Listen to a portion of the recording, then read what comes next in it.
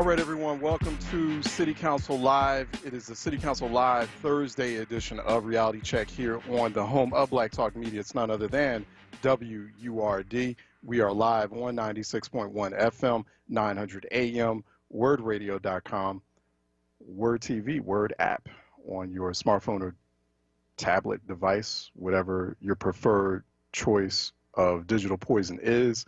But you can download us. You can download us on your Apple Store or on your Google Play Store. Download us as the Word app, where there is Word. There is indeed an app for that.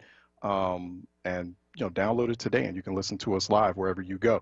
Phone lines are open at the moment. Oh, by the way, I'm your host, executive producer, creator of Reality Check, and also host of City Council Live, where we will be covering Philadelphia City Council as it meets as a whole later on this morning. So we expect them at some moment to arrive. Typically, they're scheduled to arrive at 10 a.m. on Thursdays as a committee of the whole.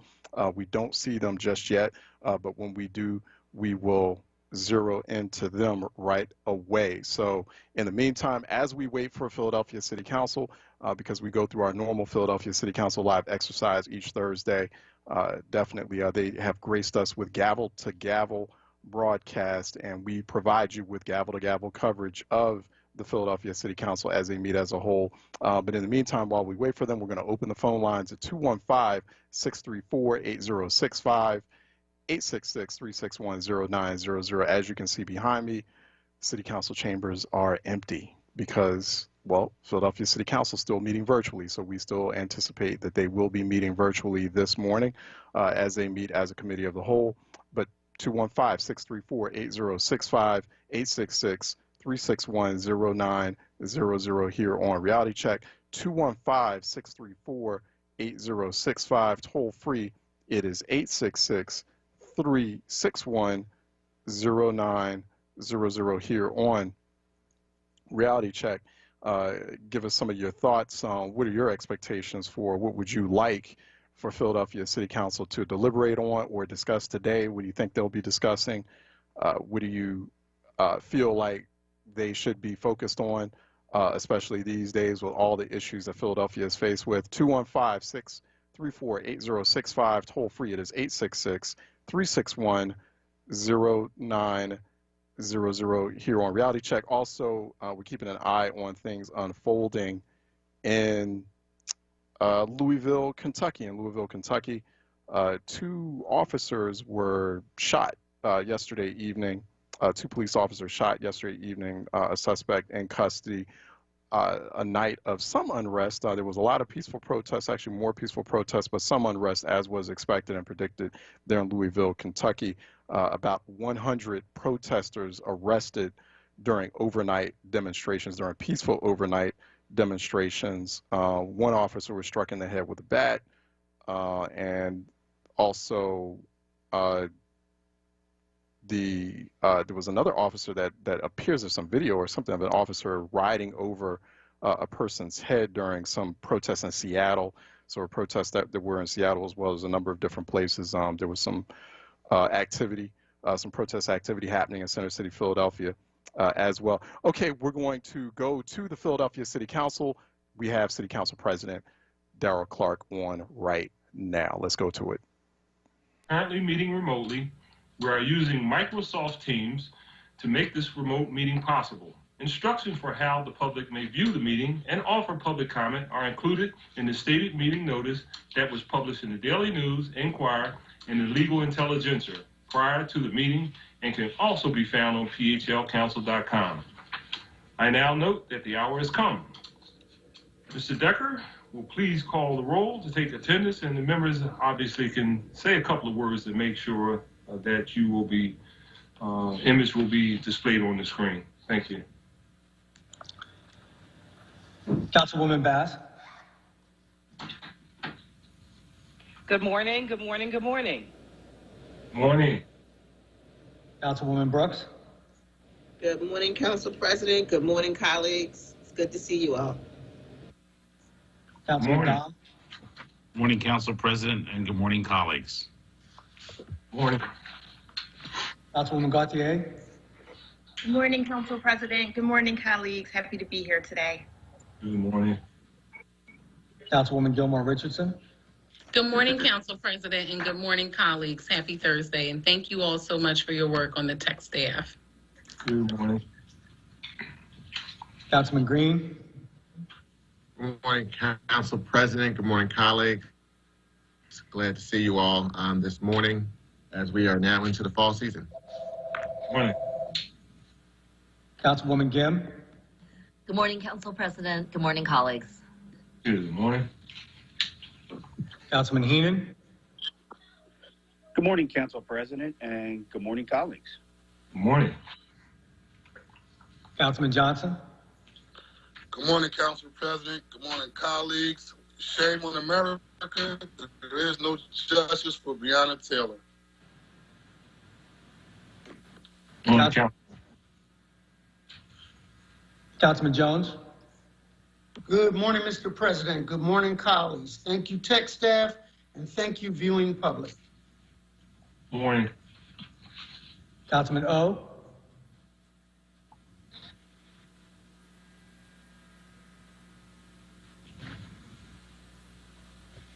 Councilman O. Good morning, Council President. Colleague, having some connection issues I see with my computer, but hopefully I'll work that out. Good morning, Councilman. Councilman O'Neill.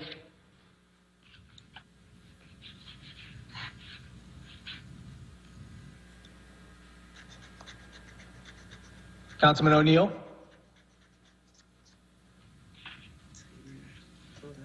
Councilwoman Parker. Good morning, Mr. President, and good morning, colleagues. I thought I saw Councilman O'Neill. Maybe he's having some technical challenges. Good morning. Councilwoman Quinones Sanchez. Buenos dias, buenos dias, buenos dias. Happy to be here this morning. Good morning, Council Lady. Buenos dias. Like to live under a normal way. Good morning, everyone. This is Mark Squilla, present for the hearing meeting. Thank you. Thanks, Council. Councilman Thomas. Good morning, Council President. Good morning, colleagues. Happy to be here. Good morning, Councilman. Council President Clark. Good morning. Thank you all very much, and we have established a quorum. We will now come to order.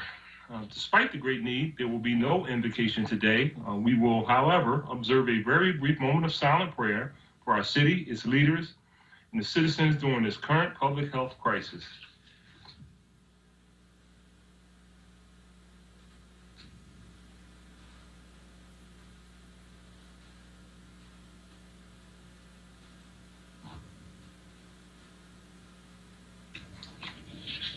Thank you all very much. Our next order of business is the approval of the journal of the meeting of Thursday, September 17th, 2020, and the chair recognizes Councilman Squilla. Thank you, Mr. President. I move that the journal of the meeting on Thursday, September 17th, 2020 be approved. Second. Thank you. It's been moved and probably second that the journal of the meeting of Thursday, September 17th, 2020 stand approved. All those in favor indicate by saying aye. Aye. Those opposed? Aye. The ayes have it, and the journal is approved. And our next order of business is the request for leave of absence, and the chair recognizes Councilwoman Parker.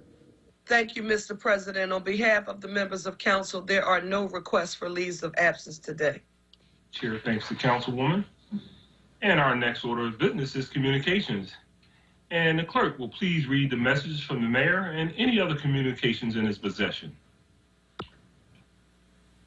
To the President and members of the Council of the City of Philadelphia, I am pleased to advise you that on September 17, 2020, I signed the following bills which were passed by Council at a session on September 10, 2020. Bill numbers 200188, 200303, 200354, and 200365.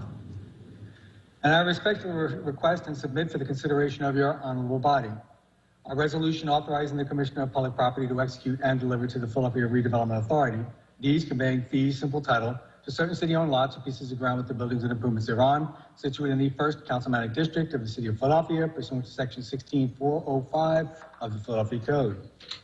and a resolution authorizing the Philadelphia Redevelopment Authority to execute and deliver to the Philadelphia Land Bank deeds conveying title to certain properties located in the 1st Councilmanic District pursuant to the requirements of the Commonwealth Land Bank Act, all under certain terms and conditions. Thank you very much, Mr. Decker. And our next order of business is the introduction of bills and resolutions. And by way of a reminder, we are asking that all resolutions, including privilege resolutions, be placed on the final passage calendar for the next session of council unless they are being referred to a committee. In our current remote environment, this procedure will provide an appropriate opportunity for public comment, and I just want to thank you all very much in advance for your cooperation. Mr. Decker will please read the titles of the legislation that is being offered today by its members. Councilwoman Parker offers one resolution entitled "A Resolution Honoring and Recognizing David T. Jones for his accomplishments and numerous contributions to the City of Philadelphia on the occasion of his departure from the Department of Behavioral Health and Intellectual Disability Services, and congratulating him on his new position as Director of the Division of Substance Use Prevention and Recovery for the State of Illinois Department of Human Services." Thank you. That will be on next week's calendar. Councilman Johnson offers one bill and one resolution entitled "An Ordinance Regulating the Direction of Movement of Traffic on Certain Portions of Ludlow Street," For the committee. and a resolution honoring the life and legacy of Benny Swans, founding president of Philadelphia's nationally acclaimed Crisis Intervention Network. And that will be on next week's calendar.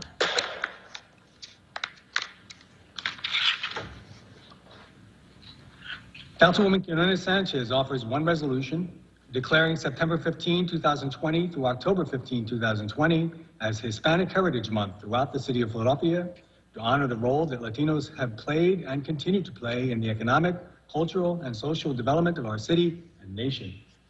Thank you. Next week's calendar. Councilman Green offers one bill entitled "An Ordinance Amending Section 11104 of the Philadelphia Code," entitled "Curb Cuts," to define curb cut and add prohibitions on curb cuts in order to facilitate the construction of transit platforms. And that will be referred to committee. Councilman Dom offers two bills and two resolutions entitled "An Ordinance Amending Bill Number 200351, entitled "An Ordinance Authorizing the Operation of Sidewalk Cafes During the COVID-19 Emergency until December 31, 2020, in areas of the city where such activity currently must be otherwise authorized by special ordinance, and allowing expanded activity by currently licensed sidewalk cafe operations. To extend the date Bill number 200351 will remain in effect." For the committee. And an ordinance amending Bill number 200352, entitled "An Ordinance Amending Chapter 11100 of the Philadelphia Code," entitled "General Provisions," to authorize the Streets Department to permit closure of the public right-of-way. To extend the date Bill number 200352 will remain in effect. For the committee. And a resolution honoring Richard M. Englert upon his retirement as Temple University's president and his contributions to Temple and Philadelphia. And that will be on next week's calendar. And a resolution honoring the life and legacy of United States Supreme Court Justice Ruth Bader Ginsburg for her instrumental legal career, service to the United States of America, and her relentless work to challenge gender discrimination and ensure equal protections for all Americans. Chair recognizes Councilman Dunn. Thank you so much, Council President. And first, I want to thank all of my colleagues who all supported this resolution. It's amazing. And it bears witness to the kind of woman and leader Justice Ruth Bader Ginsburg was. As was read in the resolution, Justice Ginsburg was known for her notable friendships in the Supreme Court with her more conservative colleagues. She valued friendship over politics, which is something I wish were more common today, especially right now. Justice Ginsburg lived a life of persistence. She never gave up fighting and championing laws for gender equality, race equality, equality for sexual orientation, and much more. She wanted to live in a country where people were valued equally, and her life's work always led her back to that basic mission. Justice Ginsburg died last Friday as Jews across America were ushering in the Jewish holiday Rosh Hashanah, the Jewish New Year. Jewish teaching says that those who die just before Rosh Hashanah are the ones God has held back until the last moment because they were needed the most and were the most righteous, a tzaddik in the Hebrew language. I share in the sadness of everyone here for the loss of such an enduring leader and at such a tumultuous time in our country. But the more we tell her story, the more we can hope others will follow in her footsteps. I hope Philadelphians and communities everywhere will take the time to learn more about Justice Ginsburg and continue to tell her story. She is truly someone to cherish in our nation's history. So thank you again to all of you, all my colleagues, for your support in honoring Supreme Court Justice Ruth Bader Ginsburg. And to the viewing public, watch RBG. It's a phenomenal documentary. I've probably seen it now 3 or 4 times. It tells a great story, and every time I watch it, I learn something new. Thank you, Council President. Thank you, Councilman. That will be on next week's calendar.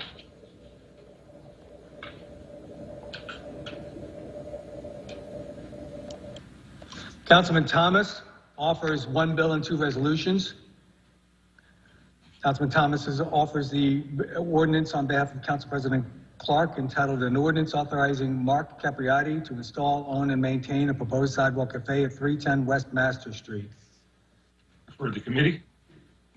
On his own behalf, Councilman Thomas offers a resolution honoring and congratulating the Mathematics, Civics, and Sciences Charter School boys basketball team on their successful 2019-2020 season and overall 24-5 record in the Philadelphia Public League Boys Basketball Championships. And that will be on next week's calendar. And a resolution authorizing the creation of the Philadelphia Arts and Culture Task Force. Next week's calendar.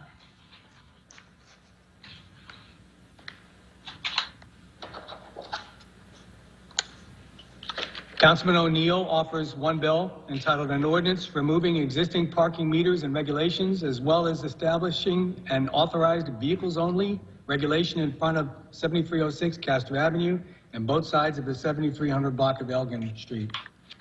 For the committee. Councilman Squilla offers 2 resolutions entitled a resolution authorizing the Philadelphia Redevelopment Authority to execute and deliver to the Philadelphia Land Bank deeds conveying title to certain properties located in the 1st Councilmanic District. Next week's calendar. And a resolution authorizing the Commissioner of Public Property to execute and deliver to the Philadelphia Redevelopment Authority deeds conveying fee simple title to certain city-owned lots or pieces of ground with the buildings and improvements thereon, situated in the 1st Councilmanic District. And that will be referred to committee.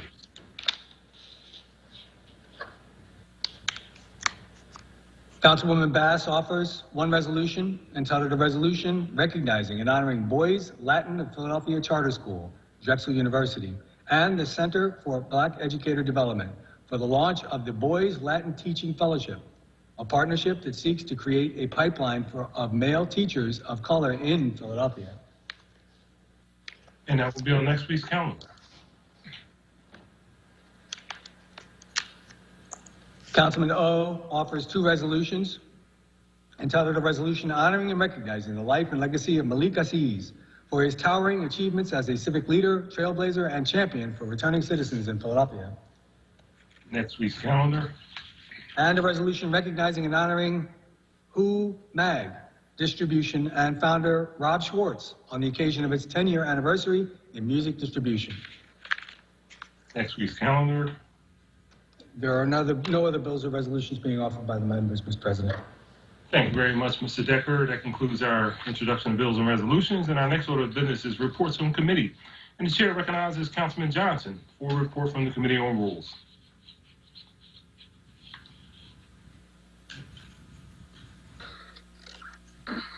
Thank you, Council President.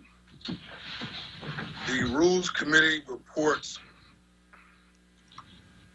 7 bills with a favorable recommendation. Thank you. Mr. Decker, can you please read that report? To the President and members of the Council of the City of Philadelphia, the Committee on Rules, to which is referred Bill number 200018, entitled an ordinance amending Title 21 of the Philadelphia Code, entitled Miscellaneous, by adding a new Chapter 21-3200, entitled Business Improvement Districts and Special Services Districts, to establish uniform procedures for the filing of objections by affected property owners against the formation of business improvement districts and special services districts. And bill number 200094, entitled an ordinance amending Title 14 of the Philadelphia Code, entitled Zoning and Planning, to revise certain provisions of Section 14500 of the Philadelphia Code, entitled Overlay Zoning Districts, by modifying the CTR, Center City Overlay District, Society Hill area, to create additional standards concerning height, parking, signs, and special reviews. And bill number 200095, entitled an ordinance to amend the Philadelphia zoning maps by changing the zoning designations of certain areas of land located within an area bounded by Walnut Street, Front Street, South Street, and 8th Street. And bill number 200144, entitled an ordinance to amend the Philadelphia zoning maps by changing the zoning designations of certain portions of land located within an area bounded by Oxford Street, 19th Street, Poplar Street, and 27th Street. And bill number 200160, entitled an ordinance amending Section 14203 of the Philadelphia Code, entitled Definitions, by adding a definition for site clearing.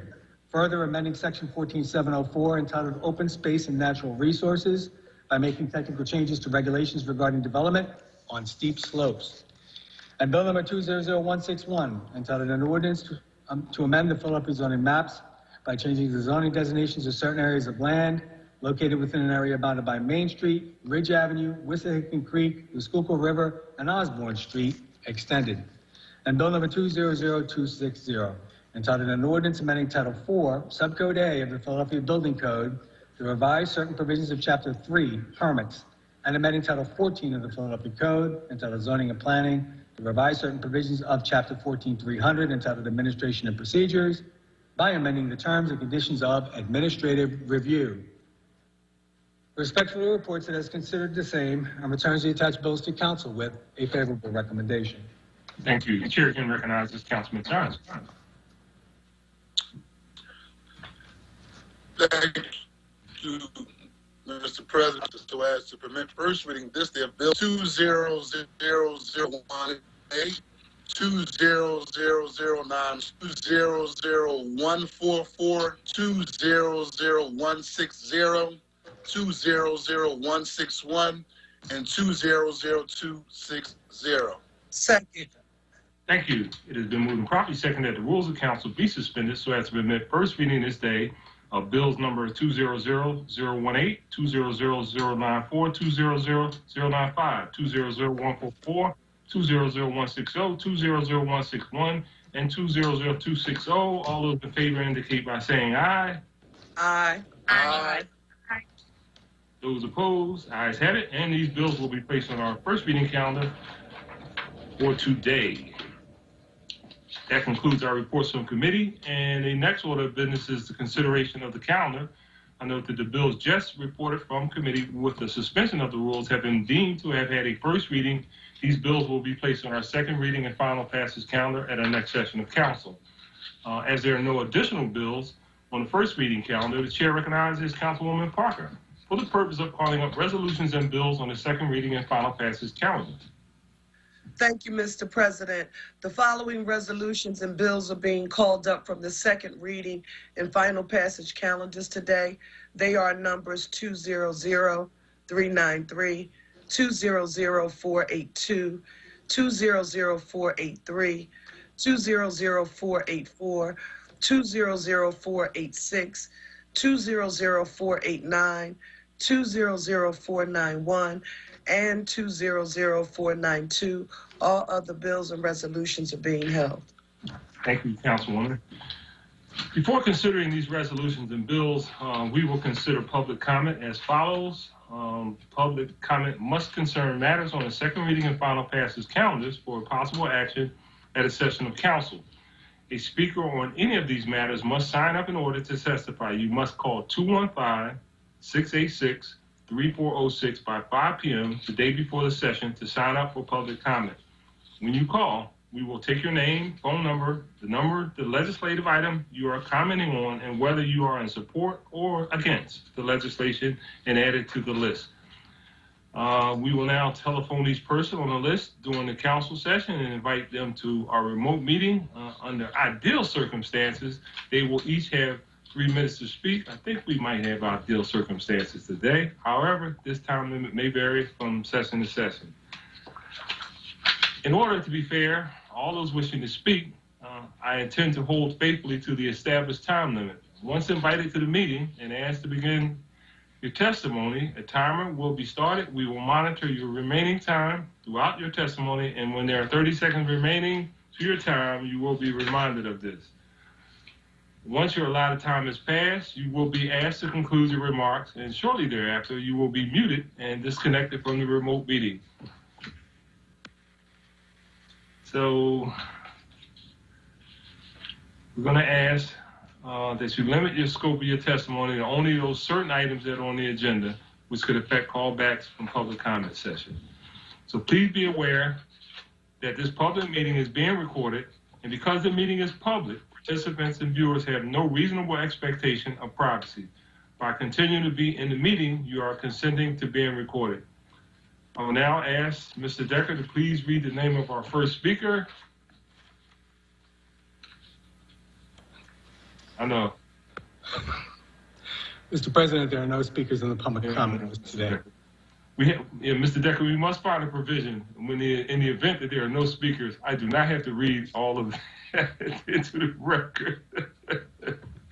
But apparently, under the rules that we are operating in as a result of COVID, I apparently have to read it all. But thank you very much, Mr. Decker.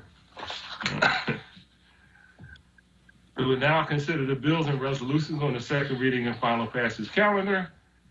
Mr. Decker, can you please read the title of the resolution on number 200393? A resolution authorizing the Philadelphia Land Bank to enter into a lease with Avenue North Renaissance as tenant for certain properties located in the 5th Councilmanic District. And the chair recognizes Councilwoman Gilmore Richardson for a motion on the resolution. Thank you, Mr. President. On your behalf, I move the adoption of the resolution. Second. It is moved and probably second that the resolution be adopted. All in favor indicate by saying aye. Aye. Those opposed, ayes have it, and that resolution is adopted. Mr. Decker, please read the title of resolution number 200482. A resolution authorizing the Philadelphia Land Bank to dispose of 1906 North 24th Street located in the 5th Councilmanic District. Thank you. The chair again recognizes Councilwoman Gilmore Richardson for a motion on the resolution. Thank you, Mr. President. On your behalf, I move the adoption of the resolution. Second. Thank you. It has been moved and properly second that the resolution be adopted. All in favor indicate by saying aye. Aye. Those opposed, ayes have it, and that resolution is adopted. Mr. Decker, please read the title of resolution number 200483. A resolution urging Senator Pat Toomey and Senate leadership to take up and act on the HEROES Act, the Helping Homes Act, and the Moving Forward Act, sweeping and transformational resolutions to address the ongoing economic crisis, co-sponsored by Congressman Dwight Evans and the Philadelphia Congressional Delegation. Thank you. Chair again recognizes Councilwoman Gilmore Richardson. Thank you, Mr. President. I move the adoption of the resolution. Second. It's been moved and properly second. All those in favor say aye. Aye. Those opposed, ayes have it, and that resolution is adopted. Mr. Decker, please read the title of resolution number 200484. A resolution commemorating the life of legal aid giant and former Pennsylvania Secretary of Education, Thomas Gilhool, a founding figure for community legal services, education equity, and the rights of the disabled and the poor, who led a rollicking life in pursuit of law and justice through 8 decades of Philadelphia history. Thank you. The chair recognizes Councilwoman Gim for a motion on the resolution. Thank you very much, Council President, and with eternal gratitude to Thomas Gilhool and his family, I move for the adoption of the resolution. Second. It's been moved and properly second. All those in favor say aye. Aye. Those opposed, ayes have it, and that resolution is adopted. Mr. Decker, please read the title of resolution number 200486. A resolution calling on the school district of Philadelphia to promptly negotiate a mutually agreeable new contract with the Philadelphia Federation of Teachers that prioritizes the health and safety of school staff and students and acknowledges the contributions of teachers and other staff, particularly during the COVID-19 pandemic. Thank you. The chair recognizes Councilman Johnson for a motion on that resolution. Thank you, Council President. We support our teachers. We support our children. I ask for affirmative vote.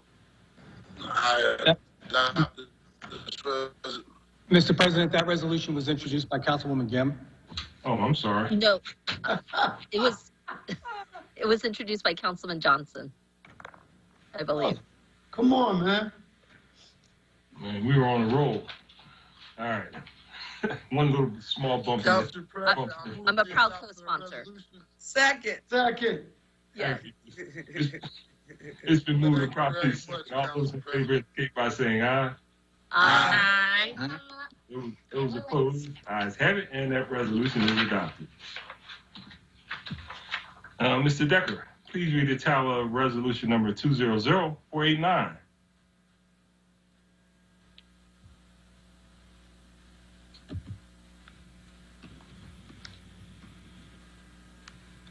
Mr. Decker, can't hear you. He's protesting.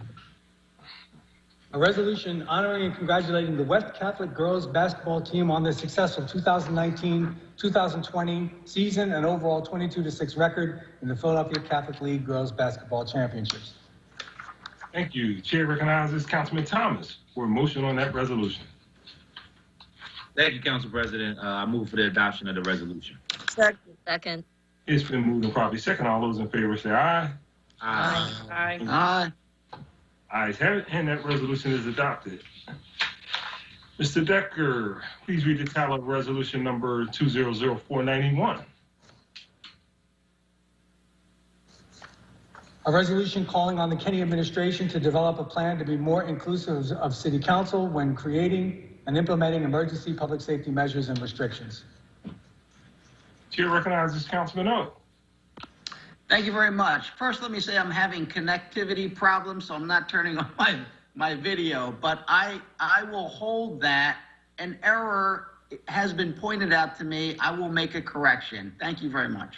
Okay, thank you. So please, for the record, 200491 will be held for this particular session.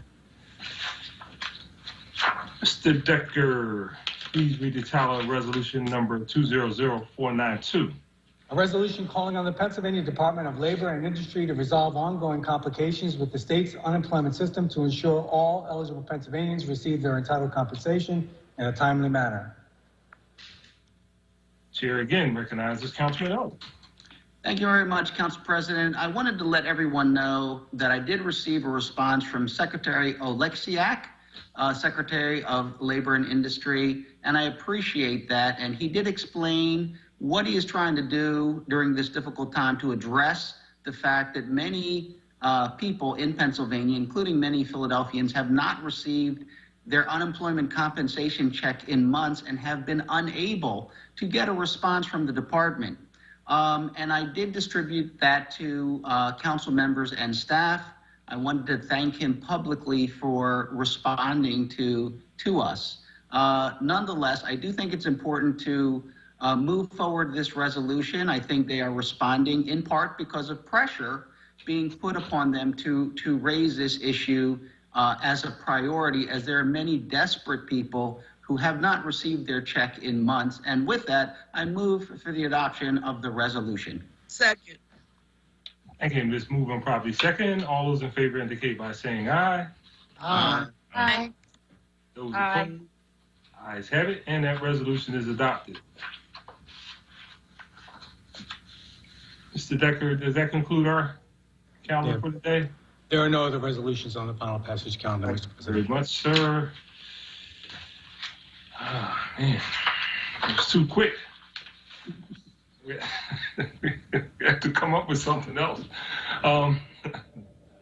Prior to recognizing members regarding speeches, I will note for the record at this time that we will use the chat feature available in Microsoft's Teams to allow members to signify that they wish to be recognized. In order to comply with the Sunshine Act, the chat feature must only be used for this particular purpose. With that said, are there any speeches on the part of the minority?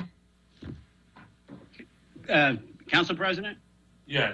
I'd like to be marked present. It's a good thing I got here about 5 minutes late because I've attended probably thousands of council meetings and council sessions, and there's nothing close to this one. So there is some good coming out of COVID, I guess. I don't know. But thank you, and good morning, everyone. Good morning, Councilman. Good morning.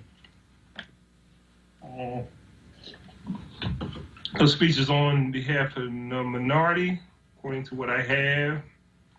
Speeches on behalf of the majority, I believe we have Councilman Green. Oh, I'm sorry, Councilman Thomas. Thank you, Council President. I just want to take a moment to thank my colleagues, Councilmember Catherine Gilmore Richardson, my co-chair in the Disadvantaged Communities Task Force, as well as Councilmember O, the chair of the Global and Creative Economy Committee on City Council, as well as Councilmember Brooks. Together, working with them, we were able to put ourselves in a position where we were able to introduce a resolution for the Arts and Culture Task Force.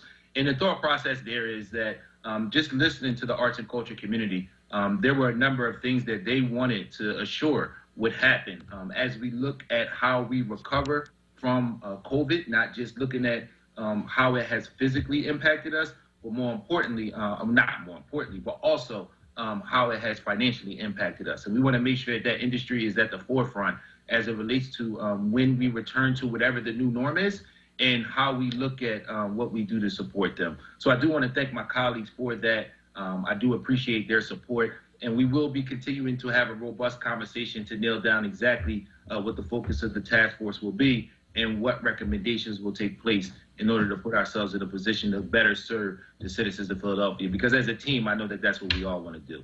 So I just want to thank my colleagues, especially Council Members Catherine Gilmore Richardson, Councilmember O, and Councilmember Brooks. Thank you, Council President.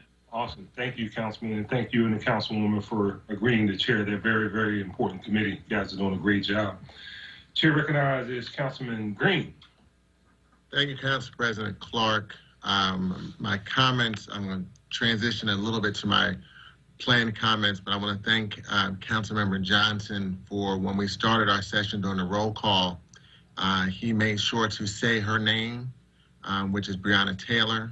This is a very sad moment in our country, just reflecting on what has transpired, especially when I reflect on the fact that myself being a former prosecutor and seeing a prosecutor in Kentucky of my same ethnic persuasion take steps that I find very troubling. I have a lot of things I could say about that. I'm just going to leave that for this moment before I get into a much longer, detailed speech.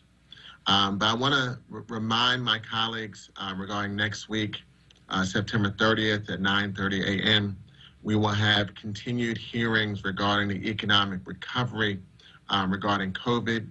These are joint hearings through the Finance Committee, as well as Commerce and Economic Development, chaired by our colleague, Councilmember Mark Squilla. And the purpose of these hearings is to continue the conversation that we've been having regarding COVID. We know it has been a global pandemic, but it's also been an economic crisis, especially for our small businesses that have been devastated by this pandemic. Not a day goes by when I'm not driving throughout part of the city. I see a business that I may have used to go to or seen that was an operation that has closed its doors because of this pandemic. And I just want to give some credit for the members of this executive branch, those being Sylvia Guy Howard and Bavir Nevins from PIDC and Christian Dunbar, who were actively engaged in creating the Small Business Relief Fund. That was prior to the work that the state was doing, prior to even the payroll protection program at the federal level. And when that program was kicked off, you know, we quickly saw the impact of COVID to the tune that during that time period of that program, we received over 7,000 applications requesting $146 million in requests for relief. In yesterday's hearing, chaired by Councilmember Dom in fiscal stability, he asked questions to our Finance Director, Rob DeBoe, in reference to what available CARES dollars we have to help small businesses. Mr. DeBoe stated this is an urgent matter. I look forward to the urgency in them addressing this issue and how we can help our small businesses, which is very important. And I think Councilmember Dom made a great point about this is an investment in these businesses that will help our economy and help so many in our city, especially when we have a rate of poverty at 26%, which I am concerned will only grow due to this pandemic. So we look forward to continuing this conversation, the hearing next week, and look forward to the administration bringing urgency to this issue. Thank you, Council President. Thank you, Councilman. Councilman Heenan, did you miss any particular vote? I'm getting a note that you wanted to be recorded as voting aye. I similarly to Councilman O'Neill, just wanted to make sure, because of the quickness of our vote today in the agenda, just wanted to make sure I was recorded aye on all resolutions and bills. Thank you. Thank you. The record shall reflect that Councilman Heenan voted aye on all bills and resolutions. Thank you very much. Chair recognizes Councilwoman Bass. Thank you, Mr. President. I wanted to start out by, number one, thanking my colleague, Councilman Dom, for his resolution in honor of the late, great Ruth Bader Ginsburg. I'm rocking my Ruth attire today. And just wanted to recognize that, it matters. Who we elect matters. Who we have on the Supreme Court obviously matters. When we think about Breonna Taylor, it matters. All of these things matter, and they add up to the importance of voting and participating in our electoral system. So that's one thing I just wanted to just mention briefly. The second thing is we introduced a resolution this morning supporting Boys Latin and their partners for the work they're doing around African American male mentorship, and specifically around making sure that they increase the number of African American male educators. It's so very important. I can tell you, as a public school graduate, I can count the number of African American male teachers that I had on one hand. Actually, I can count it with two fingers. So the need is great. That need has been exasperated over the years. It has not increased. It has not gotten better. And so I really wanted to just applaud them for what they are doing, for making a difference and making sure that, we work to make this goal happen. Good things don't just happen. We have to work to make them happen. So I just wanted to applaud them for doing the work to making that happen and to reaching that goal. So thank you so much, Mr. President, and to all my colleagues. Thank you, Councilwoman. Thank you for bringing up the very important issue. Chair recognizes Councilwoman Guinner. Thank you very much, Council President.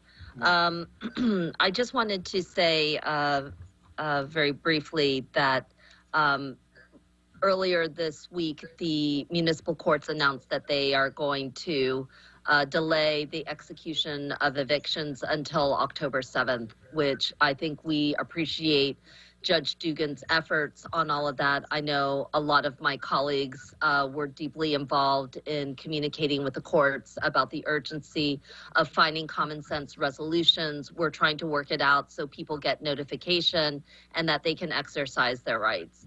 But at the same time, as next week comes and another rent due date becomes clear, thousands of Philadelphians are still at a point of deep uncertainty and have a tremendous amount of anxiety. We said this before, the federal payments ran out on July 31st. People have not gotten checks in August or September. And what we are worried about most of all is that we want to keep people stable.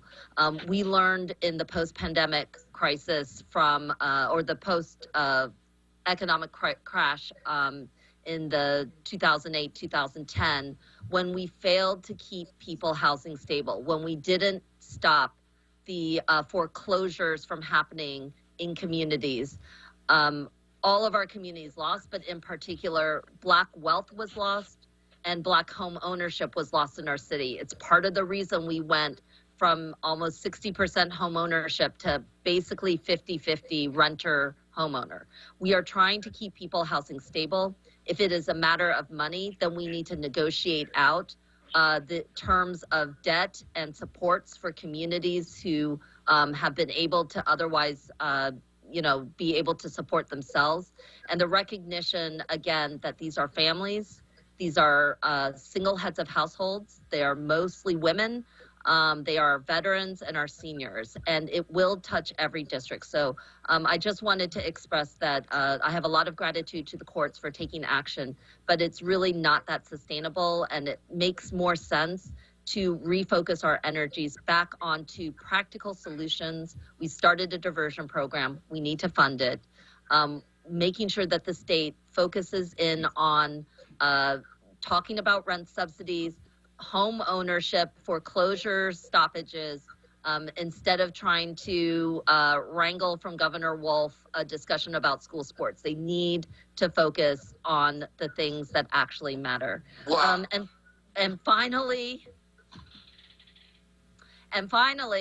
I just wanted to let my colleagues know, and especially execute gratitude to the members of the Children and Youth Committee. The City of Philadelphia has decided to remove all of its Philadelphia students from Devereaux. This was in the news, as many of you know, for shocking levels of abuse and sexual abuse in particular of vulnerable children and families. What this means, I think this was the right decision by DHS. But I think what it calls to account is that we have a state that needs to take action on oversight and reform of these institutions. This is not something that county by county we should be subjected to. We should not be reading about all of these things in the newspapers of what's happening across counties to vulnerable young people. These young people are ours, and they do come home. They come home to us. And the most important thing is we spend about $192,000 on average per child per year on these facilities. Their families and our city deserves better. But this has to start with the state. The last thing I'll just say is that it does also make it incumbent upon us as a city to welcome our kids back home. DHS and CBH are hard at work creating alternatives to large institutional facilities that have functioned as too big to fail. They are looking for places for smaller homes for young people that are close to home. They are trauma informed. They're only 12 to 15 young people rather than like hundreds that we pack into facilities that are counties and counties away. They will require a conversation with district council members to make sure that they fit in with communities and neighborhoods. I want to express gratitude to my former colleague, Janie Blackwell, who welcomed one into her West Philadelphia district, and to her successor, Councilmember Gautier, who will be ushering in one of these smaller facilities in the West Philadelphia community. We're trying to figure it out. It's extraordinarily complicated, and our children need help, and they're crying out for it. But this is where we come in, because when we talk about safety, when we talk about families, when we talk about healing, and when we talk about neighborhoods, we have to be that village. And it's really hard for a lot of the children, some of whom have experienced things that, God help us, none of us should ever have had to have gone through. But we need to know that we were there for them when they needed us the most. So I look forward to continuing to having those conversations with my colleagues. And I want to, again, express gratitude to the Committee for Children and Youth for being bold and brave in a difficult moment. But we're charting the right course. Thank you, Council President. Thank you, Councilwoman. Chair recognizes Councilman Jones.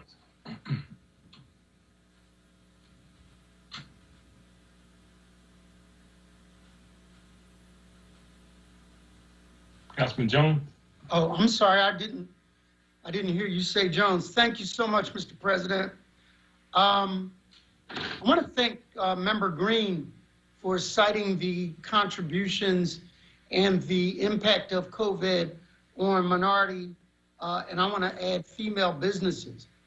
We're getting ready to enter into MedWeek, where nationally we recognize those contributions, and in particular, Philadelphia. If you've been following this, barbershops, beauty salons were hit hard because of their inability sometimes to be recognized as contributors to small businesses in commercial corridors in particular. Many of them had trouble substantiating their income and therefore were bypassed by some of the relief efforts. I want to cite the fact that the state, through relief efforts, is pulling together a pool of funds specifically for them, which we are thankful for. And during MedWeek, we want to also let you know that there are workshops that will be dedicated to those contributions and to those programs that assist them to stay in business. 2 weeks ago or so, we had a offline conversation right before we went into council talking about the commercial corridors like Germantown Avenue, like Market Street, like Ridge Avenue, where small businesses often who are underinsured, underfinanced, took a hit during the uprising and may never ever come back. But I want to particularly give a shout out and thanks to the Commerce Department, the Philadelphia Industrial Development Corporation, PIDC, and the African American Chamber and the Chamber and the Hispanic Chamber of Commerce, CDFIs, particularly West Philadelphia Financial, Fred Barnett. They did a hell of a job packaging, providing technical assistance so that as many small businesses that could be crowded onto that life raft were. The news would have been more bleak, the outcomes more devastating had they not done so. So during MedWeek, I need my colleagues to plug in, go to the website, find a workshop you can virtually Zoom into, in particular, put the word out to small businesses that can use some of the resources during MedWeek, some of the information during MedWeek, and some of the financial relief funds that have been gathered. So we should put our money where our mouth is. Wadsworth Avenue matters, and 5th Street in Maria's district matters. Market Street to Main Street, we need to fight for these small businesses so that they can be alive. There's nothing worse than going out of town and going to a mall and all of the stores are the same. The McDonald's is the same as the McDonald's. The Gap is the same as the Gap. The burger places, the small clothing stores are the same. It is the uniqueness of our commercial corridors that makes Philly's shopping experience great. Ain't no other place, and I know I use broken English, like Denise's Bakery. None. And so we need to fight for those small businesses that are unique. Devereaux's up at Overbrook train station had a line going outside of the parking lot down the street just so that people could get authentic soul food. We need to fight for businesses like that. Thank you, Mr. President. Thank you, Councilman. I concur. I think Councilwoman Parker. Thank you, Council President. I want to make sure we didn't go over Councilman Johnson, or did you just want me to move up? No, we had a side I'm okay. conversation. I'm a pass. Oh, you all right? Councilman KJ, There's a lot of side conversations that I have, so sometimes you guys think I'm not on top of it, but there's a lot of stuff going on. well, listen, thank you. Thank you, Council President. Council President, now listen, I just wanted to start by saying a special thank you to Councilman Jones. Councilman Jones, thank you for keeping the legacy alive, the work alive relative to Med Week. It really, the work, all of the effort going into what will happen really chimes well with Councilwoman Maria Quinones Sanchez. Folks don't remember when COVID started. They remember the $85 million appropriation that council made, but they don't see all of the work that went in behind the scenes, that members of this body, I'm thinking about those calls, Councilman Green, that when you just read off those stats about the number of Philadelphia business owners who responded and applied for support from our program when the demand, was just through the roof, and we knew we didn't have enough in terms of revenue to support it. So I want to say to Councilwoman Sanchez, Jones, Green, Squilla, thank you for working in partnership with the Commerce Department when Sylvia and her team, along with PIDC, were standing up those efforts. That was the specs about the who's, how we market and to make sure Black and brown small businesses are getting access to that money. I mean, you asked the tough questions, and when you did that work, there was no camera on the Zoom watching us or a microphone recording what you did. So I want to say thank you about that.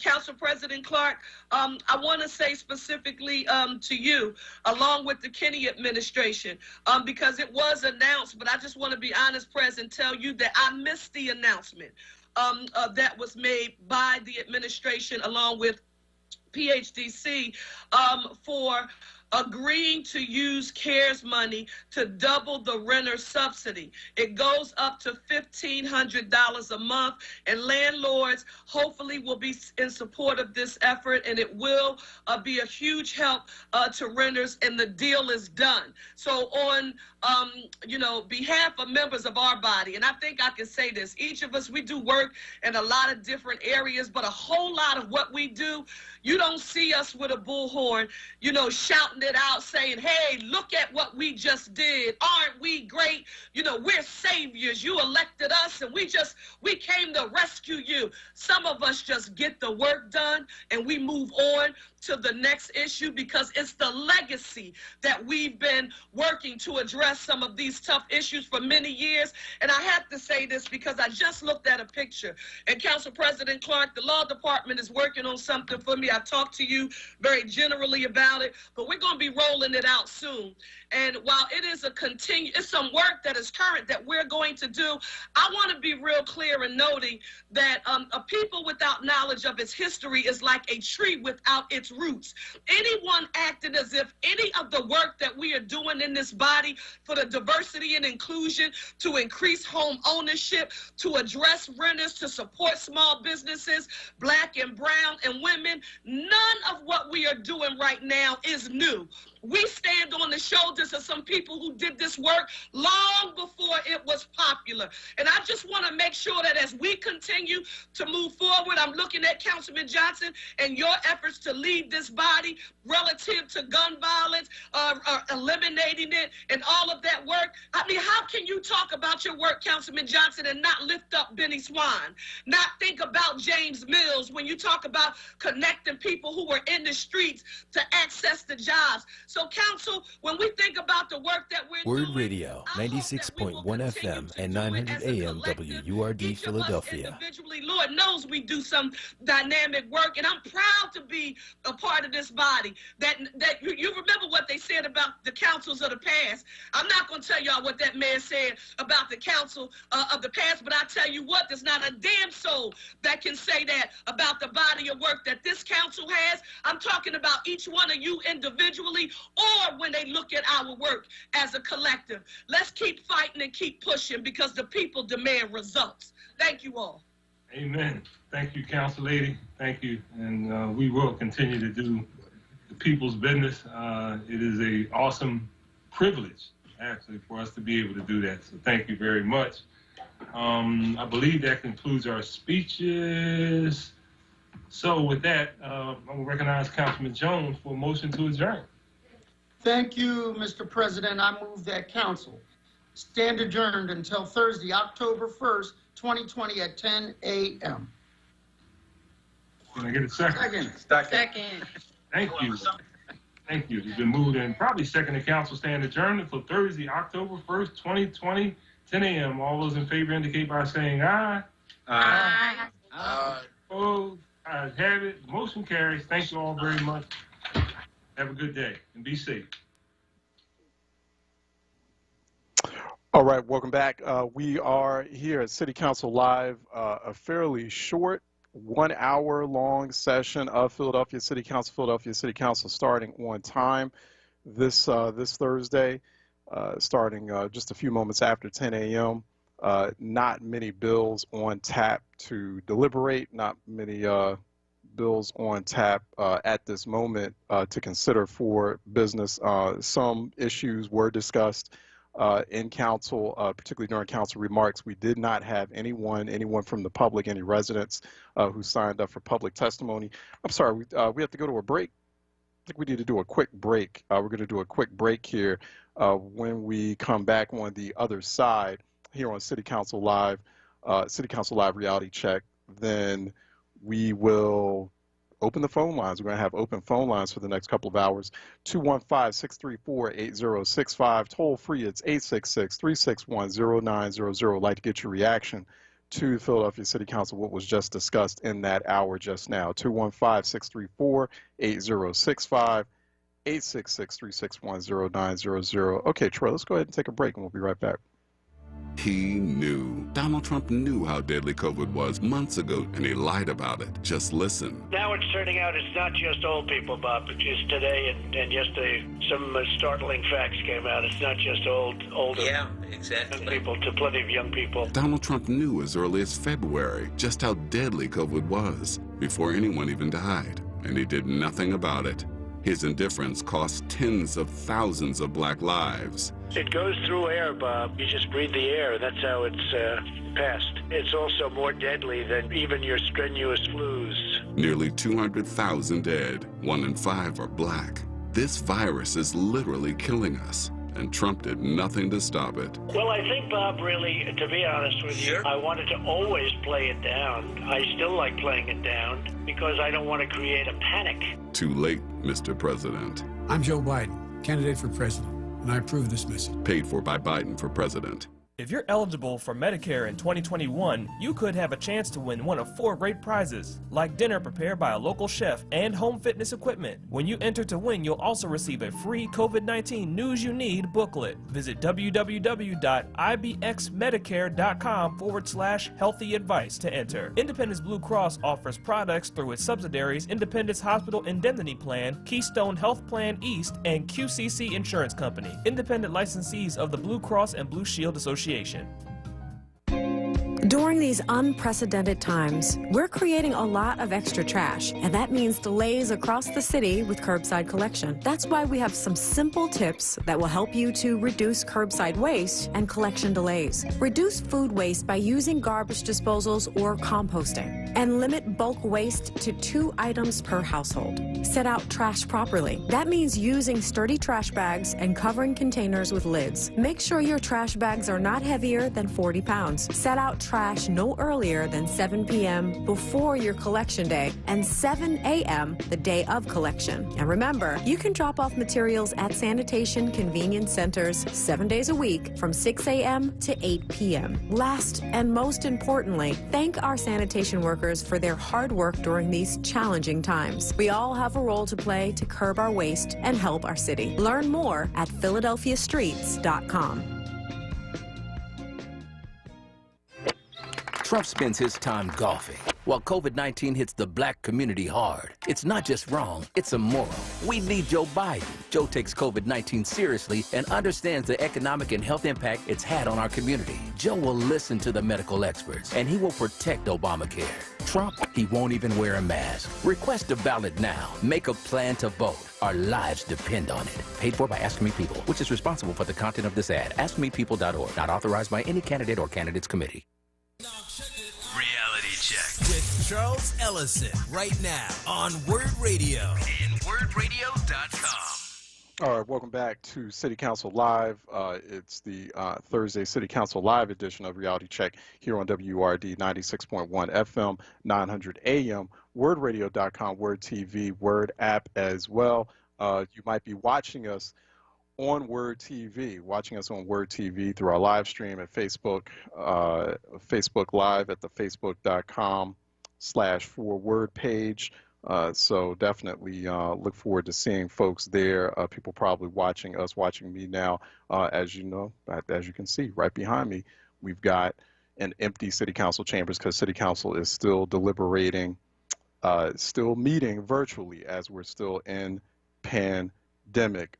So I noticed some folks leaving comments and salutations there on the Facebook Live page. We'll get to those in a moment. I just want to put out the phone number, 215-634-8065, toll free. It is 866-361-0900 here on City Council Live Reality Check. 215-634-8065, toll free. It is 866-361-0900 here on Reality Check. Had just a few bills that were introduced, on second reading and for passage in City Council, very short, truncated edition or session of the Committee of the Whole. So definitely we'll be keeping an eye on Council between now and next week. Real quick, just to go into a little bit of Philadelphia City Council business. If you are a Philadelphia City resident, you might want to know that the City Council's Committee on Housing, Neighborhood Development, and the Homeless is holding a public hearing this coming Tuesday, September 29th at 9:30 a.m. Now that will be a virtual hearing. It will be a virtual hearing. They're going to hold it remotely via Microsoft Teams. You will be able to, of course, watch it on Philadelphia City Council's TV, virtual or digital TV channel. That's phlcouncil.com/watch City Council. That is Tuesday, September 29th at 9:30 a.m. So there's a resolution that's authorizing the Philadelphia City Council Committee on Housing, Neighborhood Development, and the Homeless to hold public hearings on the impact of COVID-19 on homelessness, evictions, and residential foreclosures, and the city's efforts to combat homelessness, evictions, and residential foreclosures. If you are interested in giving testimony, I would highly encourage Philadelphia residents or people in the WURD listening audience in the listening area. This is a hearing that you would want to try to participate in. I bemoan the time, 9:30 a.m., because I know there might be a lot of people who have to work, have to go to work, particularly people still frontline workers still have to go in.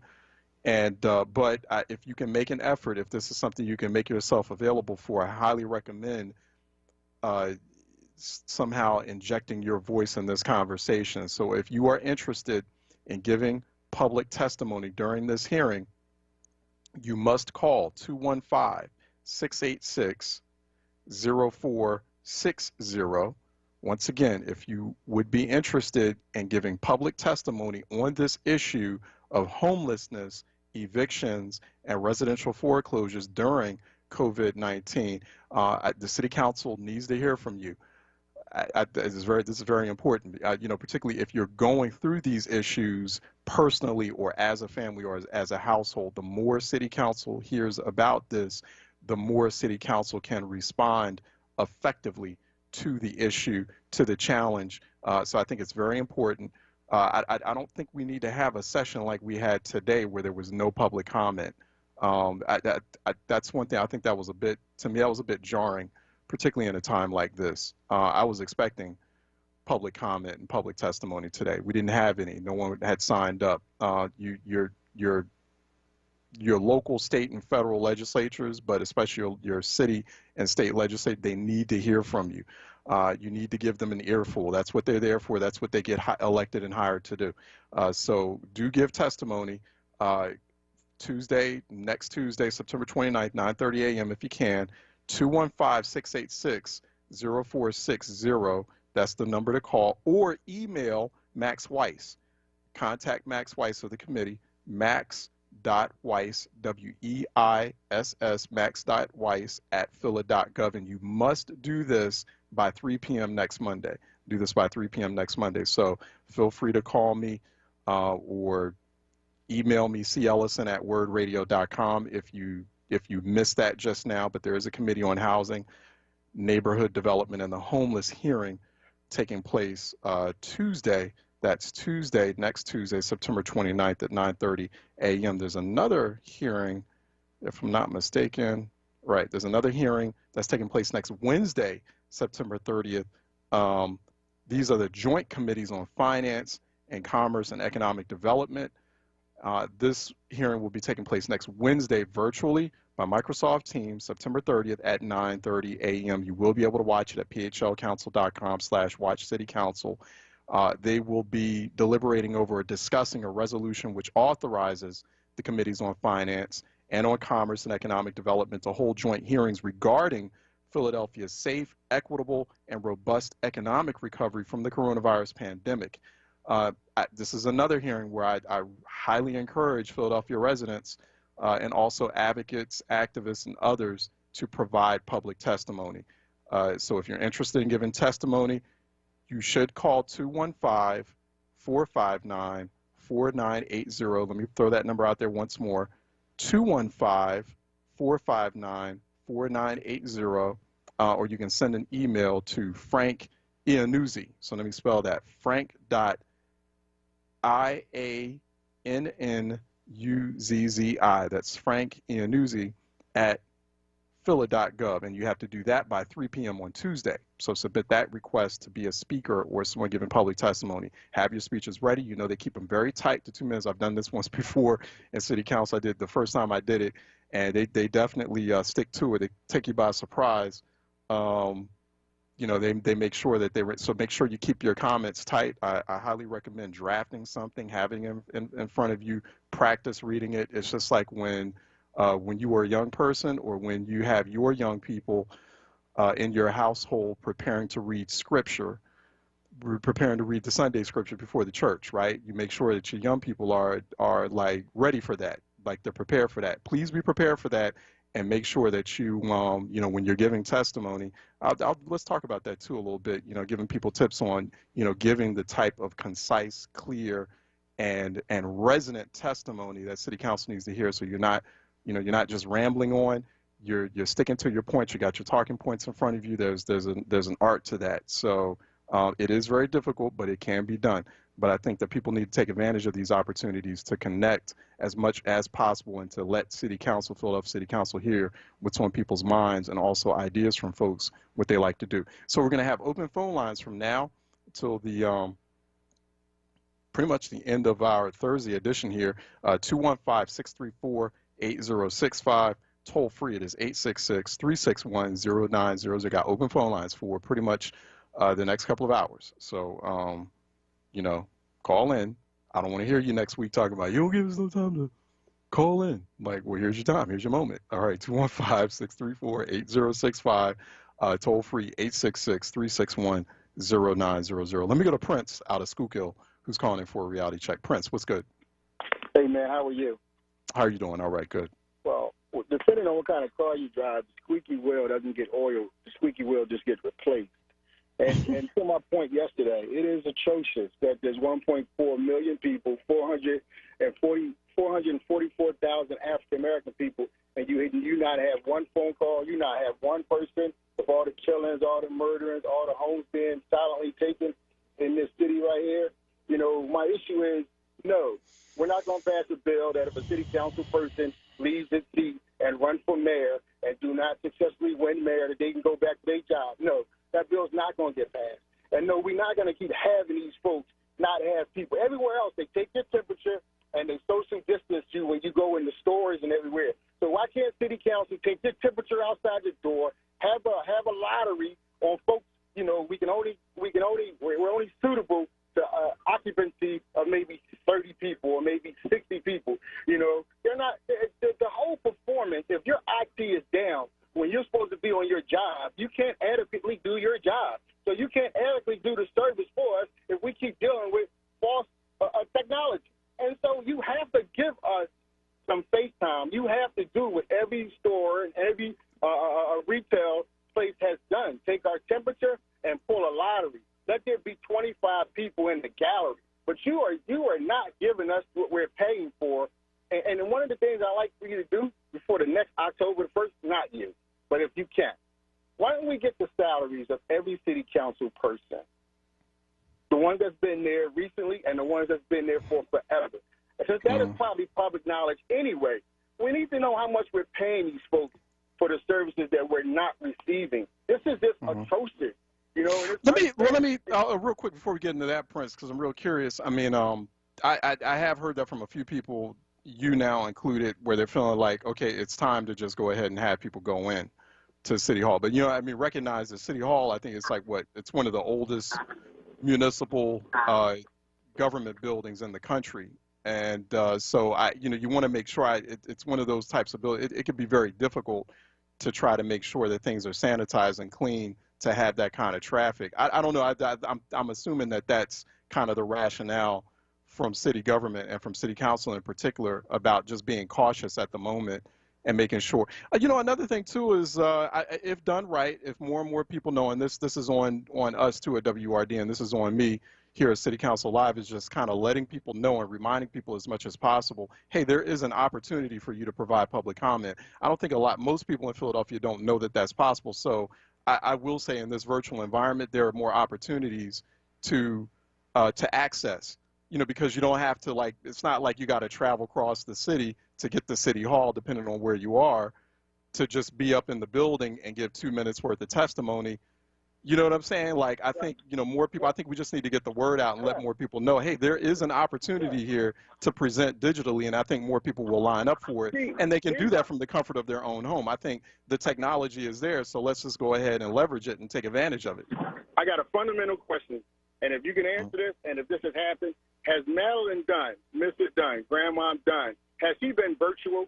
If she hasn't been virtual on a Zoom or hasn't been virtual in City Hall, then imagine all of the people who are still living that are her age, who relied on URD for a long period of time, and who have to have this kind of interaction. That's all I'm saying. You're not providing the very base of people, you know, who have to have this kind of interaction, an opportunity to have sufficient interaction. So, you know what? I'll challenge you on this, though, Prince. I hear where you're coming from. I do, as someone who, you know, grew up in a household like that. But I'm going to say that, you know, that's where it's civic organizers, community organizations, and activists and advocates who are out there. Well, then get organized and provide the opportunities for our seniors to do things like that when a place like City Hall is temporarily shut down, or when a place like City Hall is offering the opportunity to do these things. The technology is there, and the technology is not going to go anywhere. The technology, in fact, is just going to expand. So I feel like, okay, well, hey, black churches, hey, black community organizations or other community organizations on the street, then get it together and figure out ways to make these types of opportunities accessible for our seniors or for our vulnerable folks or low-income folks that don't have broadband or that only use their cell phones. I'm willing to, you know, work a little bit harder on my end to make an effort here to get the information out to say, hey, people, there is an opportunity here without you having to travel. Because I'll be honest, I mean, one of the, I hate that this pandemic's taking place, but one of the virtues of it is that I don't have to like spend an hour or two in a car or in a subway or at a subway station or on a bus getting from point A to point B just for 30 minutes worth of conversation. I mean, it's efficient in many ways, right? So, and it's you know, so I'm just saying, like, okay, here's where we are. Why not community organizations and groups and folks like yourself, you know, just organize and make sure that those, you know, okay, if there's someone at it who's a senior citizen or elderly person, an elder in a home who doesn't have access, okay, well, let's figure out, well, can somebody take their iPad or their laptop or what have you to that person and make this moment accessible to them? That's I think we need to operate in that way. Be agile. I'm going to rebut with this right here. That's why they have surrogates. Surrogates are called war leaders and committee people. Them folks that they have I agree. out there. Yeah, the war leaders do need to get busy. Right, and so they supposed to be doing the due diligence. So what I'm saying, and so my point right here is that you are not going to be able in the 11th hour galvanize all these people that you've alienated, and then you're going to turn around and you're going to start pointing the finger in November the 4th, on who didn't do what. Well, look, out of all these people in this city, not one person called in, not one person had a complaint. No, you have to be more accessible so you can get this ground information. I agree. You know, it can't be grassroots no more. It just has to be, you have to get out there. This is embarrassing that you have no one in your congressional district and no one throughout the city that give a hoot to call in and tell you that they got issues in their neighborhood. They don't have enough mail-in ballots, or they don't have enough, they don't know what polling place that they're going to be at. Are you kidding me? And I'm going to hang up listening to you.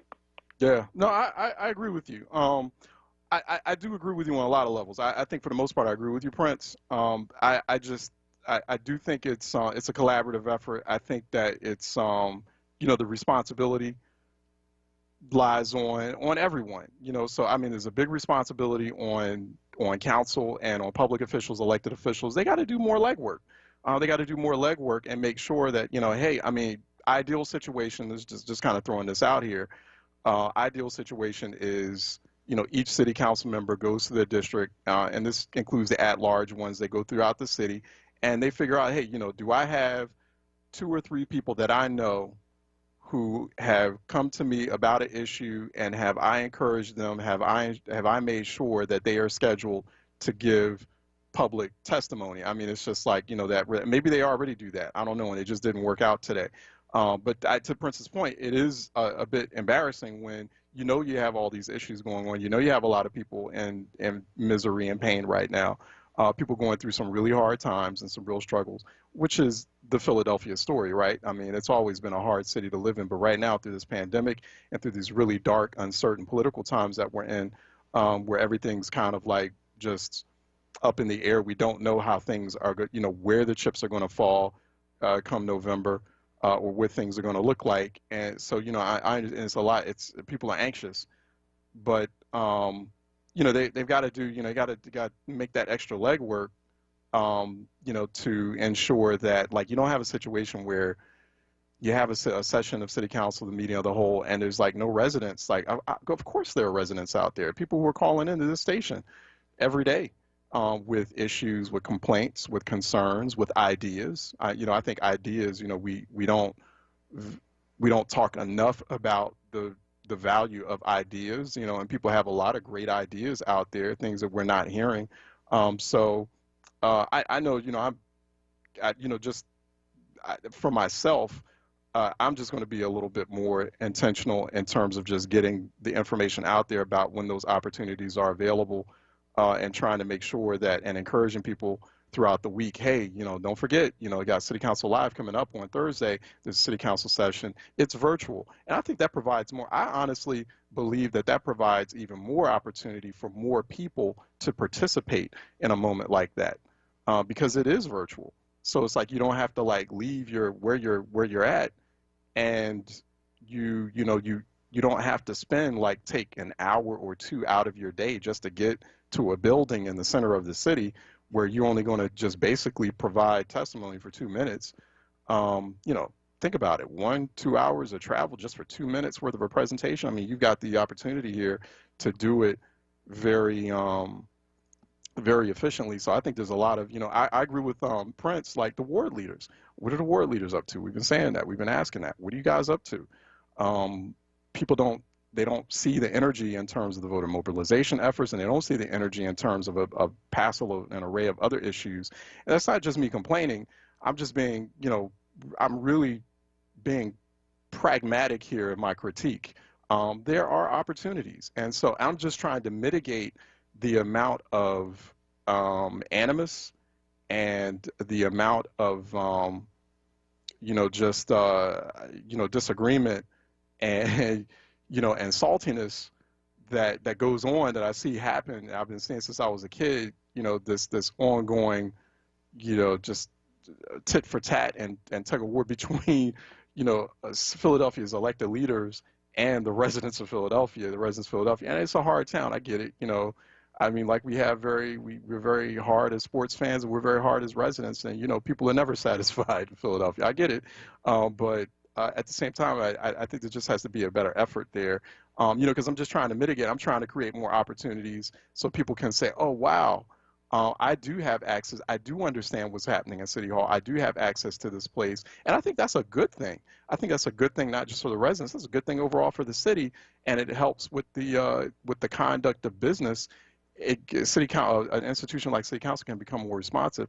And so I think the City Council should welcome it, because it's like, well, then if you don't want to hear people complain and get irritated that, you didn't do business the way they wanted you to, well, you took the extra step of making this place more accessible. So, I mean, I get it. Elias out of North Philly is calling in for a reality check. North. Hey, Did I say how you doing, North? sir? What's happening? All right, good. All right. Hey, educate me here a little bit. When they were talking during the council meeting, because I'm green at this and I'm learning politics for the past 4 years. So yeah, I know. I We need all your are. assistance on that. Even me sometimes. Yeah, go ahead. Not you. Anyway. Oh, sometimes you'd be surprised, but go ahead. Mm-hmm. So when Councilman Green was talking about small businesses being affected, blah, blah, blah, blah.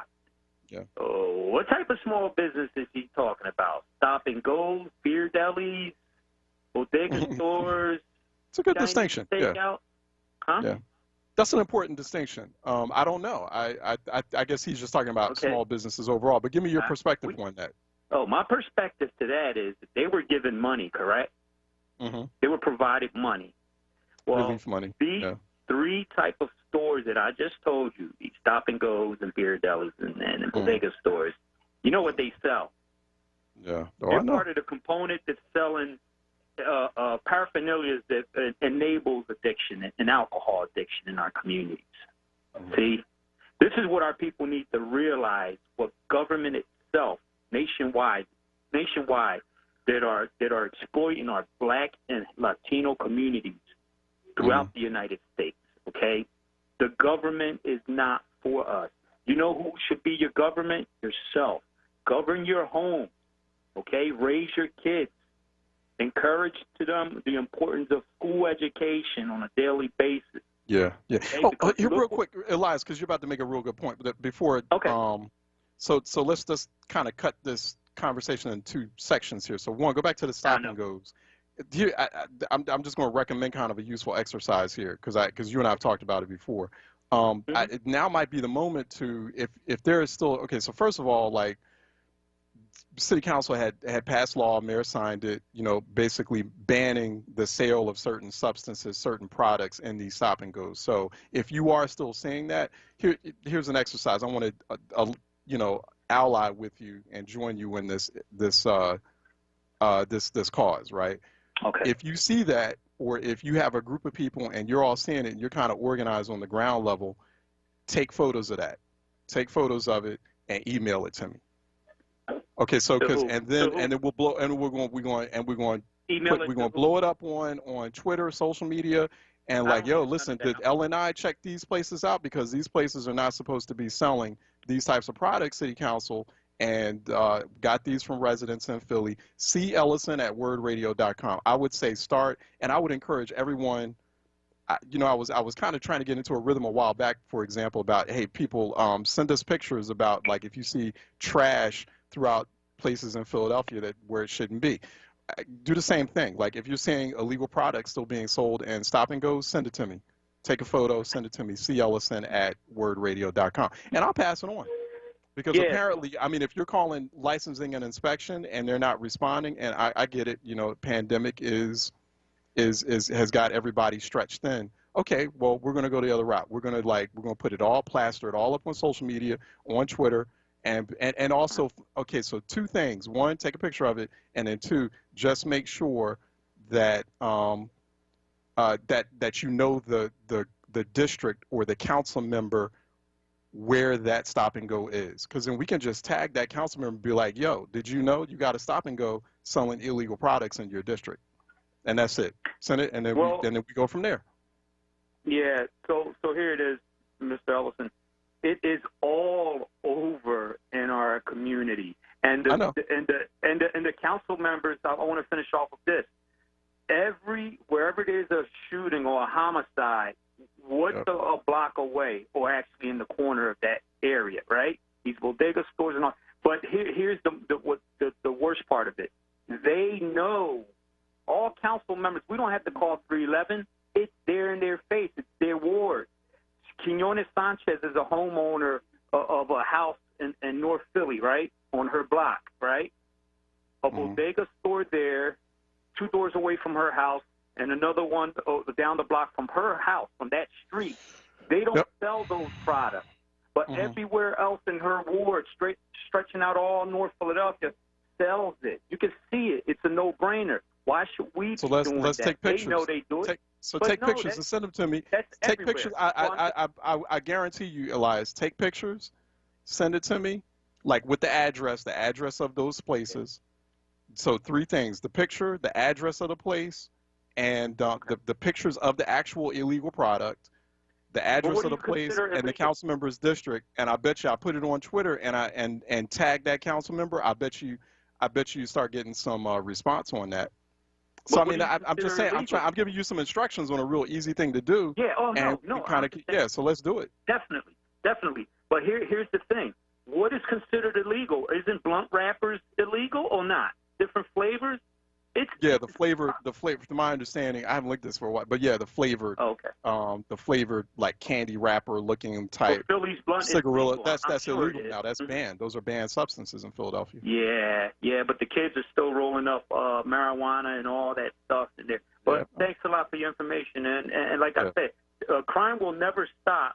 You can put another president in there, but if they don't address this issue and make it like an executive order of it, and set stronger legislations and these type of businesses who are predators, who are predating and exploiting our people, we're going to always be high every day, and we're never going to get nowhere. Look what they're doing, legalizing marijuana now, right?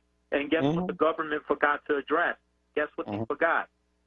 That these people now in our community, they found out that it's legal to smoke and whatever. They're smoking their tails off. But yet these are young people who will never get a job in corporate world, because guess what? Corporate world does drug tests, and now he or she is going to be back in a McDonald's or in a restaurant, and now they're going to feel more without any confidence within themselves. I agree. I totally agree with you on that. I mean, that's the big trap.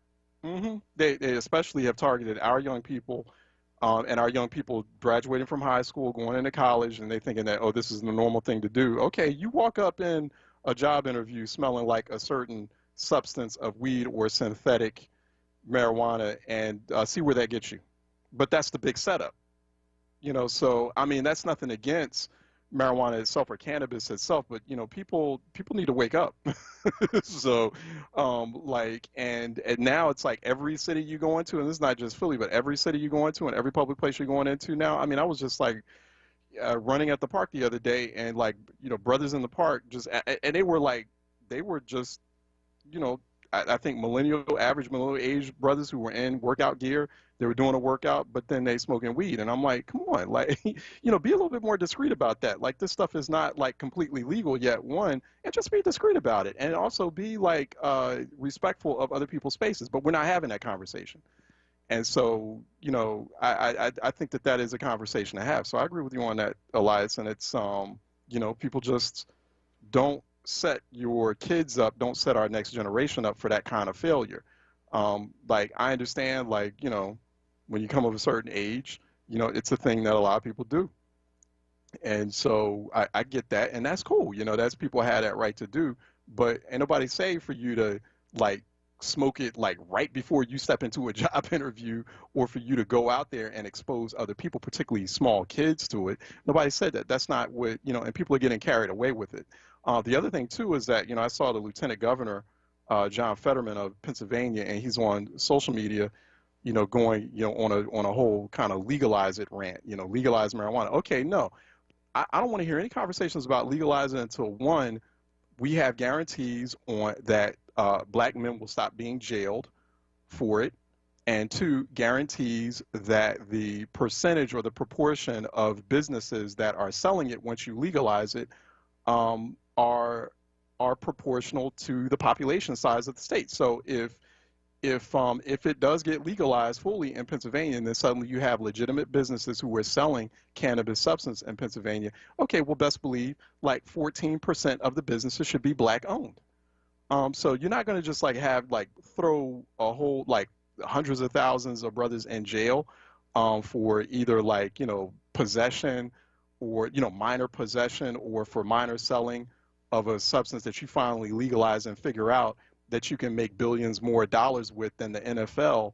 And then, while either some of us or most of us are languishing in jail for charges from decades ago, or we're coming out of jail, don't have any economic opportunities, but then you legalize it and you only find you only find opportunities for you to sell it. No. I don't want to have a legalize it conversation until three things are addressed. Stop jailing black men for it. There is a proportional number of cannabis businesses that are black owned. And two, y'all need to take the elders and the kids into consideration and be a little bit more respectful about your weed smoking. Okay, so address those three issues, and then we can start talking about legalizing it. I'm sorry, Elias, you want to wrap up on that? Yeah, thank you. Just real quick, I'm specifying not them coming to an interview smelling like weed. No, it's not. That's not it. No one's going to do that. Is that it's in your system, and when they say if you want this job in corporate world, right? It requires to do a drug testing. Now they're going to feel messed up about it. He or she, and they're going to be feeling disgruntled, and then now feeling like really like nothing, like there's no way to go, and they'll go right back. Let's also be, Elias, let's also, real weed, real cannabis doesn't make you violent. Okay, let's just understand that the real weed, a lot of our kids are now smoking that stuff that's acting as weed, and it's synthetic, got chemicals in it. No, but real authentic organic weed, cannabis makes you, I'm just saying, I'm not saying that in defense of it or in opposition to it. I'm just saying, like, let's just make sure the science is right on that. It's not kids are smoking other stuff. I mean, they're dipping the weed in formaldehyde and things of that sort, and they make it synthetic, or they're getting bad weed, or they're getting things that's really not weed. That's then that makes some people violent. That's not really cannabis. That's not original organic marijuana from like thousands of years ago that people have been, smoking ever since the dawn of time. But we got to face reality. We'll never have that in our predominantly low-income, crime-riddled communities. There's a lot of other components that help whatever type of weed you're smoking, even if it's the clean weed, you want to call it that, whatever. It's still the mindset with the music, entertainment, the way it affects the young mind and gets them to be okay with being the way they are, being violent, having bad attitudes, not picking up a book to educate themselves, and all that. I mean, come on, it's a game. And the music entertainment is one that's predominantly part of enabling them to be violent. You know what I'm saying? So, I know people who not the entire weed, but when it comes down to a job, you're going to have to stop that. Your blood needs to be clean, and that's what we want to raise awareness about. Legalizing marijuana, but keep in mind you'll never get a good job in corporate world because it requires drug testing. So, do you want to be a pothead for the rest of your life, or do you want to change your life and live and have increase your income legally? Right. Okay. So. Well, I appreciate you, Elias. So let's make a habit out of that. If you know an establishment that's selling illegal product, because I think this was back in December, right? There was 2 new laws were signed, and there was an executive order from Mayor Kinney, basically where flavored high nicotine e-cigarettes would only be allowed. It can only be sold to adults in adults-only stores. No candy or fruit-flavored cigarillos are allowed to be sold in Philadelphia. And then all city properties, including parks and rec centers, are supposed to be smoke and vape free. So, that's where things are. So if you see activity taking place that contradicts that, take a picture, get the address of the place, of the establishment, send it to cellison@wordradio.com, And also get the council district, so we know the council member who oversees that, and boom, we'll tag them. Be like, yo, did you know about this? Check it out.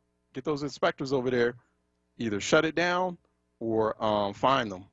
And then, I mean, you just have to start small and then you kind of work your way up. But I think that's I'm making that commitment to you. So I'll look out for those emails on that. No, thank you, Elias. Appreciate you for calling about that. I mean, nowadays, we should also be encouraging our young people. Yeah, I mean, that's nice, to be able to work for corporate America.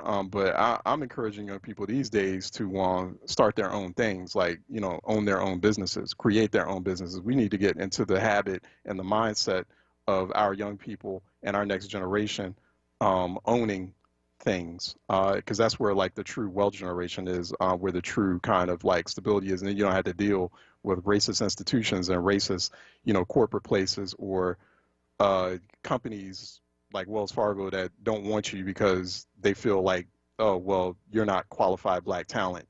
Then finally, when they find you, then they want to microaggress and mistreat you into either getting pushed out or fired or not promoted.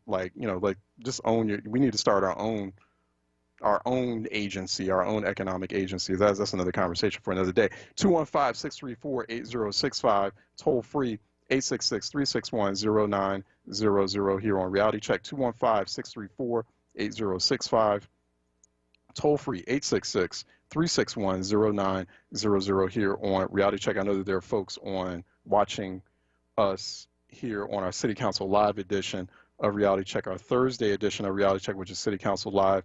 Phone lines are wide open. Phone lines are wide open between now. So for the next hour, 15 minutes, until we hit the 1 o'clock hour, we hit the source on the 1 o'clock hour. So 2-1, here's your chance. 215-634. Here's our public testimony period, our public comment period of City Council. We're holding a live, impromptu, improvised, freestyle public comment session of City Council here on City Council Live on WURD. No, seriously, let's do it. 215-634-8065, toll free 866-361-0900. Continue to go to facebook.com/4word to watch us on Word TV and to show a little bit of love too. Go ahead and like facebook.com/4word. That's the Facebook site for WURD Radio. Also go to Twitter @onWURD, @onWURD on Twitter. Show some love there. Go ahead and follow them, and follow me @Ellison Report on Twitter. I'm @Ellison Report on Twitter. I'm not on Facebook. Some people say I need to get over to Facebook. Sorry, nah.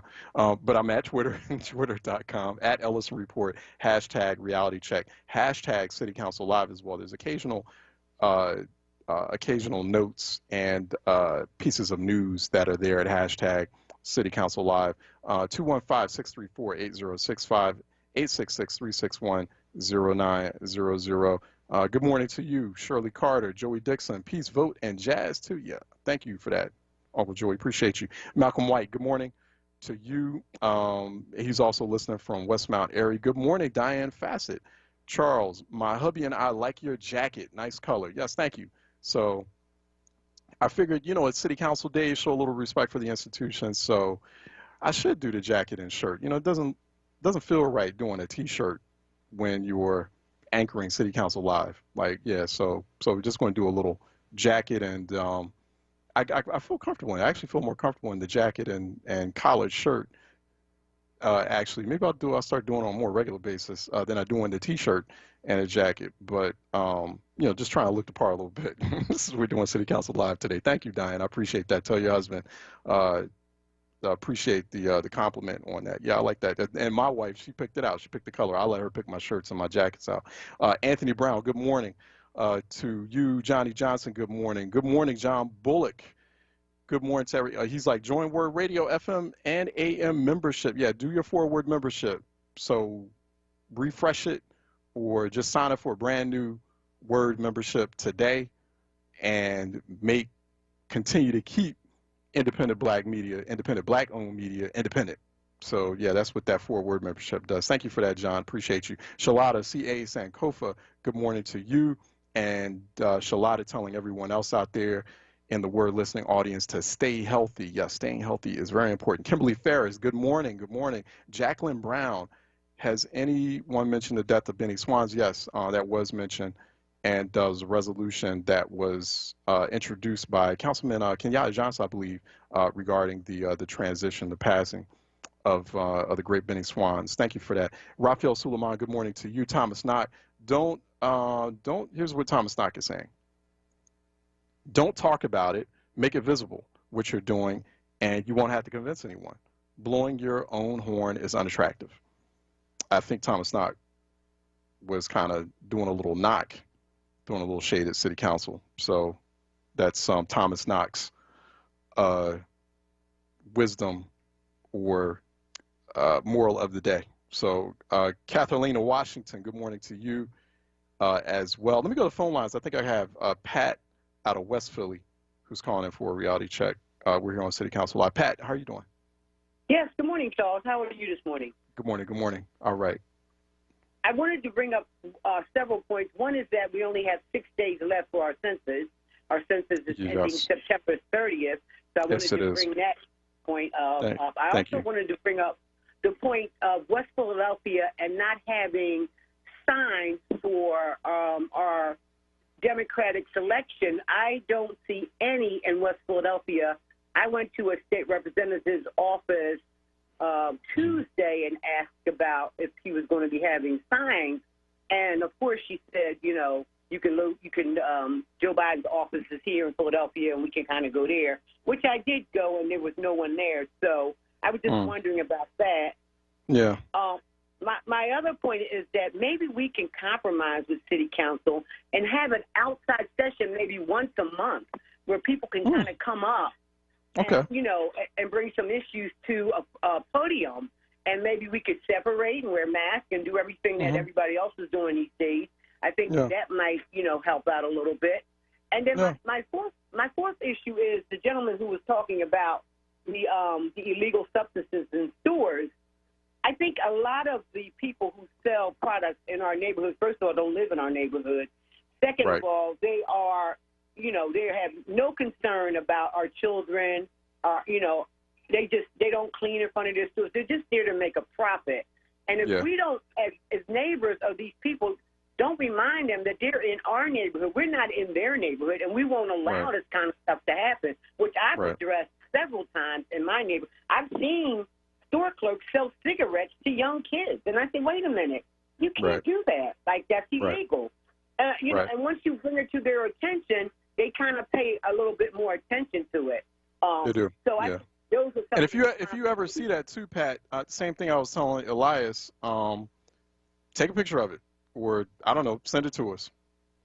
Send it to us, send the address. Yeah, no, I mean that, like, because that's the kind of stuff that shouldn't be taking place. And so let's put them on the spot, and then let's also put the representative city council person on the spot as well. Like, yo, this is in your neighborhood. Can you please put a stop to this? Can you call L&I? Come on out. That's exactly so see Ellison, see Ellison at Word Rate. I'm making a commitment now to Elias, to you, and everyone else. If you see that kind of activity, illegal, if you see these stores selling illegal, because you're absolutely right. You're absolutely right. They need to be better stewards in these neighborhoods where they are guests. Ideal situation is that they would live in those neighborhoods, because then they would know how to take better care of it. But since they, like you said, a lot of them don't. Okay. All right, well, we will allow you to continue conducting business in our neighborhoods and make money off of us, but can you at least do the basics? Keep your stuff clean and don't sell illegal, illicit things to our kids. Exactly. That's exactly right. So that's my message today. You have a great weekend, and we'll be waiting for you on Monday. All right. No, you have a great weekend as well. Thank you for that, Pat. And yes, that census, please listen to Pat. There are a lot of people. Thank you, Pat. Ms. Pat, I appreciate you. There are a lot of folks in Philadelphia who have not taken the census. Please take your census. You can go online, 2020census.gov. You can still complete it today. It just takes a few moments online. It's safe and it's secure. Please, just put your hand up to all the conspiracy theories out there about the census, because it's like, it's just none of this stuff that you're hearing is true. All the information is kept private, and you bring in more money to the city. I don't want to hear people over the next several years in Philly complaining about how they didn't get like a street paved, a road paved, modernized schools, more, they got a SEPTA route taken out of their neighborhood, complaining about all these things. Because the next question I'm going to ask you, did you take the 2020 census? And if you say no, I'm like, okay, well, conversation over. Like, I can't help you. So please take that census. The census is very simple. You can do it. You know, here it is, one of those low-hanging. People complicate. It is amazing how people complicate things. Like, this is just like really easy, low-hanging fruit stuff. This is the kind of stuff you can do in the luxury or the comfort of your own home, depending on what kind of home you live in. And so let's say the comfort of your own home. You don't have to like, you don't have to break a real big sweat to take the census. You can do it right here online, 2020census.gov. And I do agree with Councilwoman Sherelle Parker on this. She was saying that she put this out there that you're losing, every person that doesn't take the census is missing out on $20,000. Was it? Yeah, it's $20,000 over a 10-year period per person.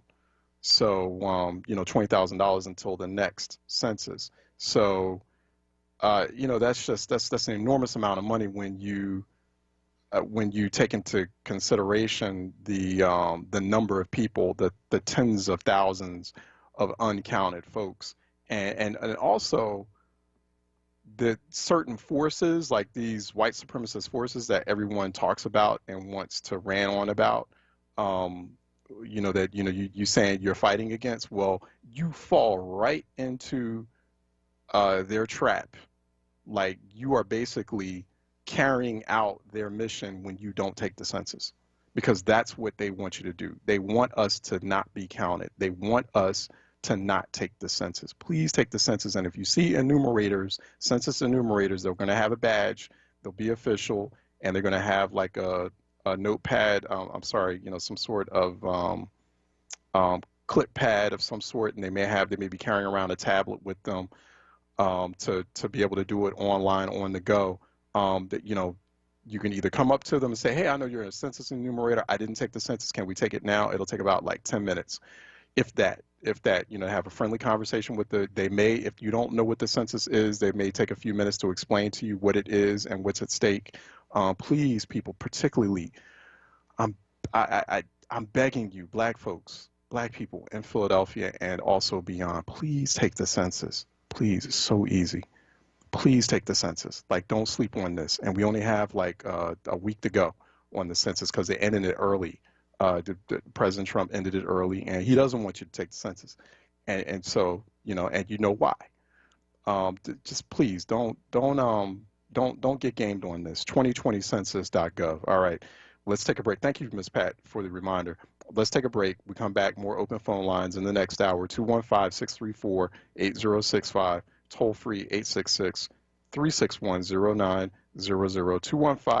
215-634-8065. Toll free, it is 866-361-0900 here on City Council Live. It's the Thursday edition of Reality Check. It's City Council Live. So let's take a break and we'll come back with your phone calls. Justice, equality, accountability. These are the values we need in our leaders to bring us together and be the America we know we can be. Joe Biden and Kamala Harris are those leaders. Joe Biden has the experience to fix our broken economy. He's done it before and he'll do it again. And our own Kamala Harris is ready to lead. As senator, she championed education, health care, and criminal justice reform. And with Joe Biden and Kamala Harris in charge, we know the White House will be accountable to our community. For 4 years, our country has been run by inexperience and corruption, but we have the chance to turn it around with values rooted in our common goals and the leadership of Joe Biden and Kamala Harris. Paid for by Black PAC and Unite the Country. www.blackpac.com and www.unitethecountry.com, which are responsible for the content of this advertising, not authorized by any candidate or candidate's committee.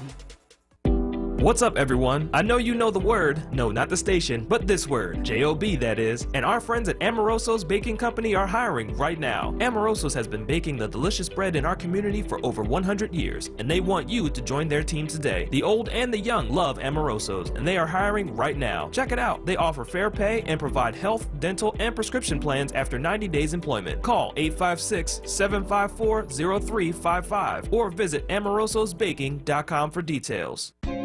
During these unprecedented times, we're creating a lot of extra trash, and that means delays across the city with curbside collection. That's why we have some simple tips that will help you to reduce curbside waste and collection delays. Reduce food waste by using garbage disposals or composting, and limit bulk waste to 2 items per household. Set out trash properly. That means using sturdy trash bags and covering containers with lids. Make sure your trash bags are not heavier than 40 pounds. Set out trash no earlier than 7 p.m. before your collection day and 7 a.m. the day of collection. And remember, you can drop off materials at sanitation convenience centers 7 days a week from 6 a.m. to 8 p.m. Last and most importantly, thank our sanitation workers for their hard work during these challenging times. We all have a role to play to curb our waste and help our city. Learn more at philadelphiastreets.com. Dietz & Watson has been making premium meats and artisan cheeses for over 80 years. And when it comes to stacking sandwiches and party platters, they've got something for everyone in the family, like maple honey turkey breast, American cheese, buffalo chicken, and more. So get to your local deli and taste 4 generations of family recipes. With Dietz & Watson on the table, you'll have everyone coming back for seconds and thirds. Dietz & Watson, it's a family thing since 1939. Home of the Happy Hour. With Sincerely Sarita. This is WURD Radio, 96.1 FM and 900 AM WURD Philadelphia. Streaming live at WURDradio.com and on the WURD Radio app. Reality Check with Charles Ellison right now on WURD Radio and WURDradio.com. All right. Just look. I'm going to share this with you very shortly. There was a story in a publication called The Ringer that just came out. The political donations of NBA owners.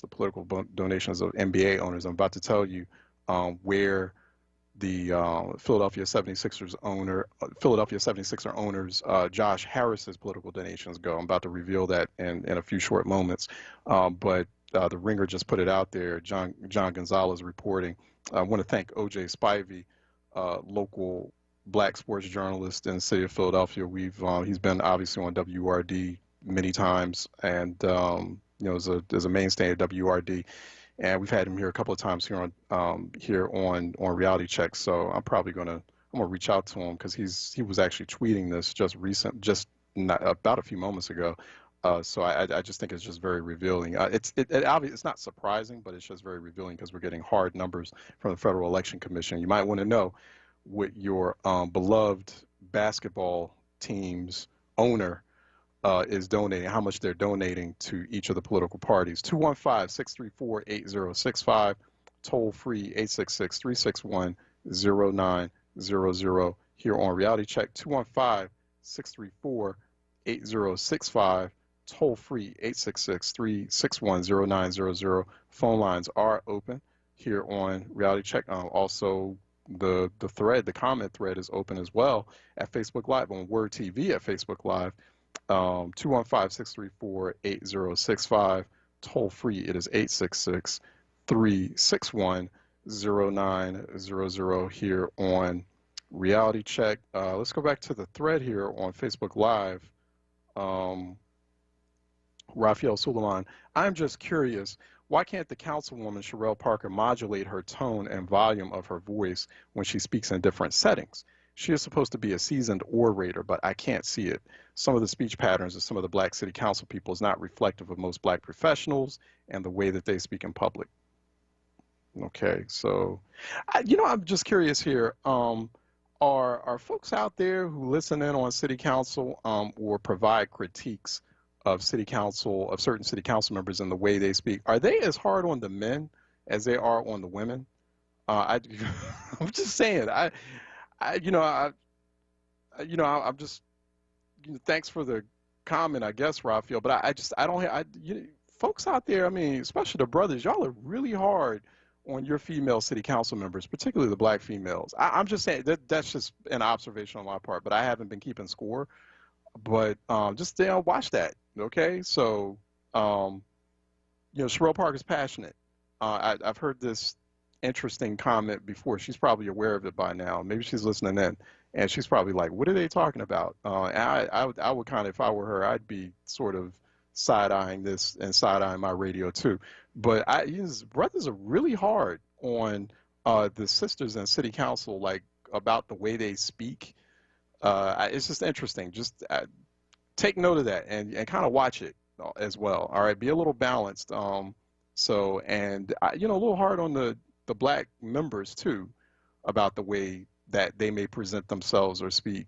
Compared to like the few white members who were there. Like, but I don't know. I'm just like, there's a lot of things we should be picking at with respect to city council members. Namely their records or the type of legislation that they're presenting. So let's spend a little bit of time exploring that. But I don't know, Raphael, maybe you I don't know, maybe that means in your head maybe you're onto something. A little hard on the women in city council, y'all. Just be kind to your sister, okay? Gloria Gainey, good morning, Brother Charles. Wow, city council wasn't playing today. No, they were not. So I don't know, must have somewhere to go. Kasu Sarah, rise and shine. All right, thank you. Kasu Sarah is saying, shaking my head at Philly. You got hundreds of people that's been doing the work that the authority, city council mayor says they can't fix. And here we are at the end of the road and we still pretending. Kasu Sarah is also saying, when you legalize weed, you make it easier to sell crack. Heron, shaking my head. That's a good point. That's a good point. So, we have to get some guarantees on that as well. You just can't have people in civil society just running around, just doing whatever they want to do and smoking whatever they want to smoke and invading other people's spaces when they go about that. So, like, I'm not against the legalization of marijuana. I'm just saying that people need to consider how they're going about it, because not everyone's on the same page about that. And frankly, I'm saying this as a father, it's getting irritating. Like every time, like I'm going into a city or into a place, particularly that's congregated by our people, public space, and like I would prefer like not to have my kids or my youngest one, accosted by that. She's not an adult yet. Like I'd prefer if she had a choice and whether or not she should be accosted by that smell or by that fume. Like, can y'all, so people want to have a choice in terms of whether or not they get to smoke weed and cannabis legally. Okay, well, can you give people a choice in terms of what they can smell and what their kids can breathe in? Because it's like, cannabis is becoming the new cigarette smoke. And that was one of the things I hated about growing up in the 70s and the 80s and early 90s was being like just constantly exposed to other people's cigarette smoke. I hated it. It ruined my appetite. I've always hated cigarette smoke. It's the worst thing. It's a carcinogenic, and it causes cancer. And so, I used to hate going into people's houses and used to smoke in the house. I'm like, oh, I gotta leave. And but I was a kid, so I had to be respectful. And or at certain people's holiday dinners and they smoking while you're trying to eat some delicious turkey. And how can you do that? How can you eat? Like, I don't understand it. But anyway, it's like weed now is becoming the new cigarette smoke. It's like, come on, like, let's just be responsible and thoughtful and how we go about this, people. So anyway, 215-634, hey, it's out there. So, we were having some discussion about it. So let's go ahead and put it out there while we got open phone lines. 215-634-8065, toll free, 866-361-0900 here on Reality Check. There are obviously more important issues that we have to get into, including, for example, what's been happening nationally. Obviously, everyone knows what we announced that yesterday here on WRD. We were primarily getting people braced for an announcement. We knew what that announcement would be in the case of the murder of Breonna Taylor, who was a very committed first responder and EMT, a black woman, innocent black woman who was murdered in her home by law enforcement who were carrying out the nefarious schemes of real estate developers forcefully gentrifying black people in that Louisville neighborhood and that Louisville complex. That's what that was about. And so we've seen how law enforcement is used in a number of cities, and that is that is a conversation, an issue that we're going to have to explore more deeply and start acting on. Because it's not just happening in Louisville. There are hundreds, if not thousands, of Breonna Taylor cases that have not been as definitely as headlined, as open and prominent, but they're there. We know them. We've seen them. We've gone through those experiences, right? And so, but we knew what that outcome would be. And so, Kentucky Attorney General Daniel Cameron, who is black, is a black Republican. He was just elected last November. In Kentucky's state attorney general race, is the first black attorney general of the state of Kentucky, issuing no charges for the murder of Breonna Taylor against the 3 officers involved, and just one charge of wanton endangerment against one of the officers after having a conversation with Breonna Taylor's mother, reportedly, where he said that there would be a charge involving the murder of Breonna Taylor. He had promised the mother that, so obviously he was lying and was not being truthful to Breonna Taylor's mother. So Daniel Cameron is funny because comes weeks after he was at the Republican National Convention talking about how black he was, because Joe Biden had made that "you ain't black" comment on the Breakfast Club months ago. So Daniel Cameron months later ran with that comment, the "you ain't black" comment, and made a big show of it during a Republican National Convention speech that was rather noted. I don't want to hear Daniel Cameron talk about being black ever again after an episode like this. Like, he has no right to talk about being black after he could not do the basic. That's a basic thing. Just because you're a Republican or a black Republican does not mean that you cease being black.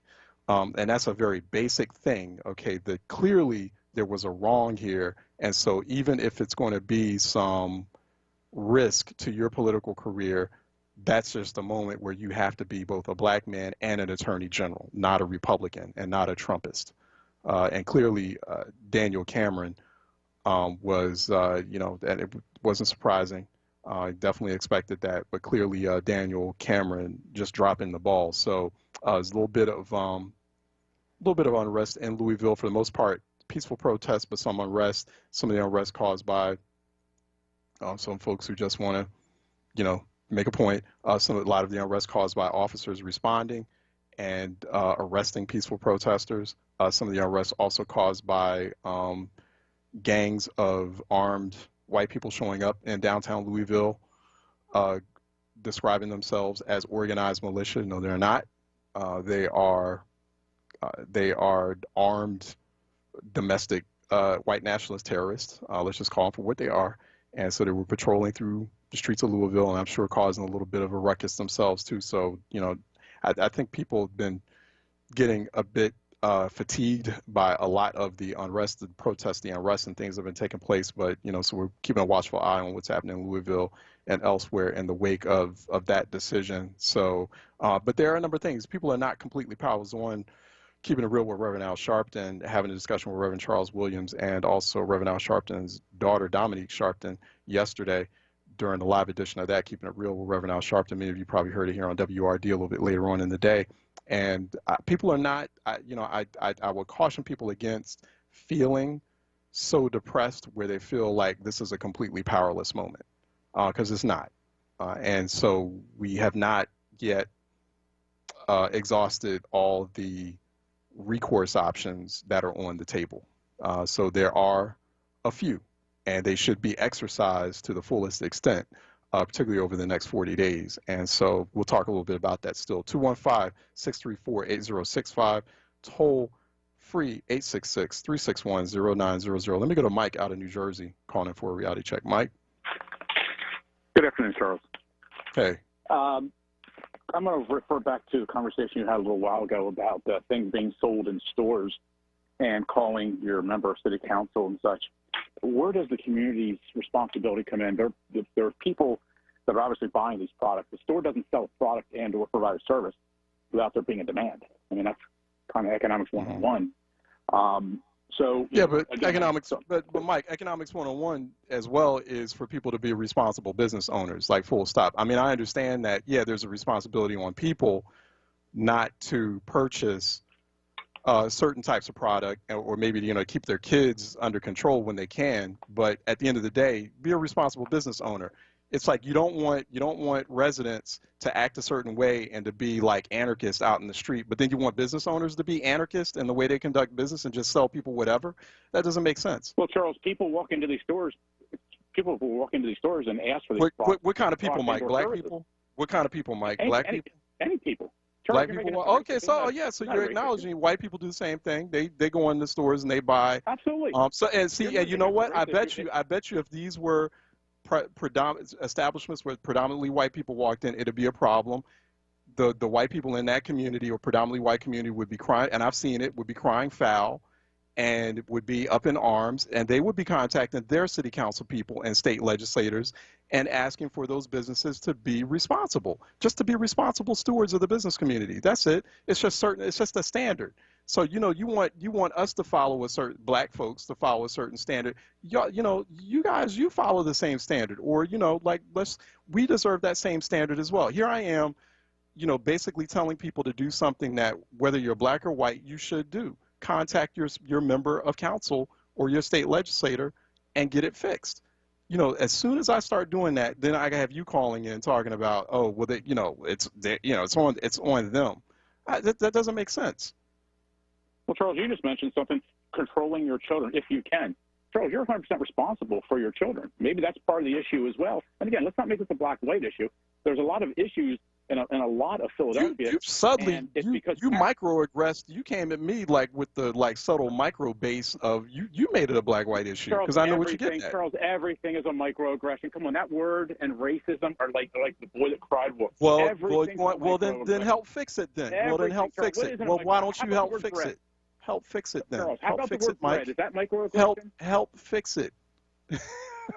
Help fix Charles, it then. I would love to help. And maybe you would stop getting tired of it if you help fix it. Charles, I would love to help fix it, but there are people out there like yourself that everything. I didn't mention one word about race, but you mentioned race. That's where you're getting at. That's where you're getting at. Microaggression.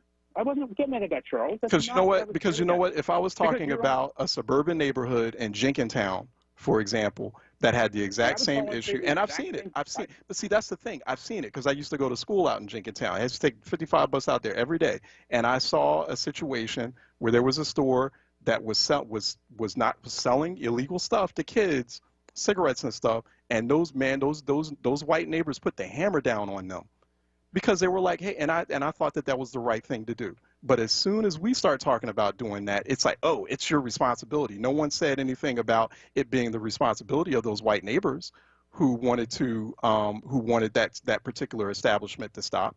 No one said anything about that. It's the double standard in the conversation. Mostly adults here, Charles. We're talking about apples. I'm talking about mostly adults back then too, in that Montgomery County neighborhood. You just said a moment ago. It was they were selling to children. Now it's adults. Charles, the conversation here has to do with adults buying. I could have said the same thing about I could have just said the same thing about that store in Jenkintown. I could have been like, hey, you know, white neighbors, why don't you control your kids? No, I'm not going to say that because I think that they did the right thing. The store should not have been selling cigarettes and certain types of products to the kids. They should have. It's just being a responsible business owner, man. That's not a whole lot to ask. If you're not going to be responsible and you're going to do things like sell cigarettes to kids, you shouldn't be in business. Charles, you have a good day. Yeah, you have a good day too, Mike. Go ahead. All right, let me take Derek out of Colorado, who's calling in for a reality check. Derek? Yeah, Charles, you were talking about marijuana. I can just say that one thing I can say, I know it's here, when they started doing it, people went crazy. They were the first state to do it.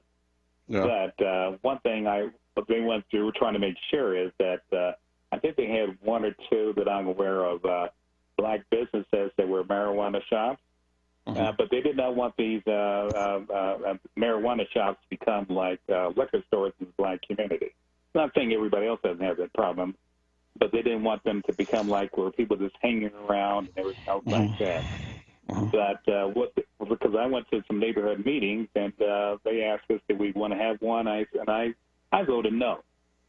because I was just because it's a lot of things that and it brings some money, but like I said, and that does a little reduce crime a little bit. And they did expunge some records. You still there? Mm-hmm. Yeah. Go ahead. Yeah. Yeah. They did expunge people's records. Okay. And, okay. Good. And so, yeah, I know. I think they're a bit more progressive in how they're going about it in places like Denver. Yeah, they have, like I said, they have all over the place. But I said it doesn't bring a lot of, as far as taxes, it doesn't bring a lot of taxes. And we'll see how the crime works and everything else like that. Because and another thing, when you have people smoking marijuana, a lot of times we've had several instances where they've had people that have been driving and they've killed people. In fact, they had a young black man. He came up from Virginia. Yeah. And he ate the edibles, and he wound up. He said nothing happened, and an hour later he took another piece of edible, and then he said he was going 135 miles an hour. He wound up killing 2 people, and then when they caught him, he was in our city park, and he was naked. He didn't even know how he got there. And then when it came to the trial, and he did not even think this was going to happen. They sentenced him to 30 years in the state penitentiary. And that's been one, but there's been other ones. This is the driving. So this is making sure people are aware.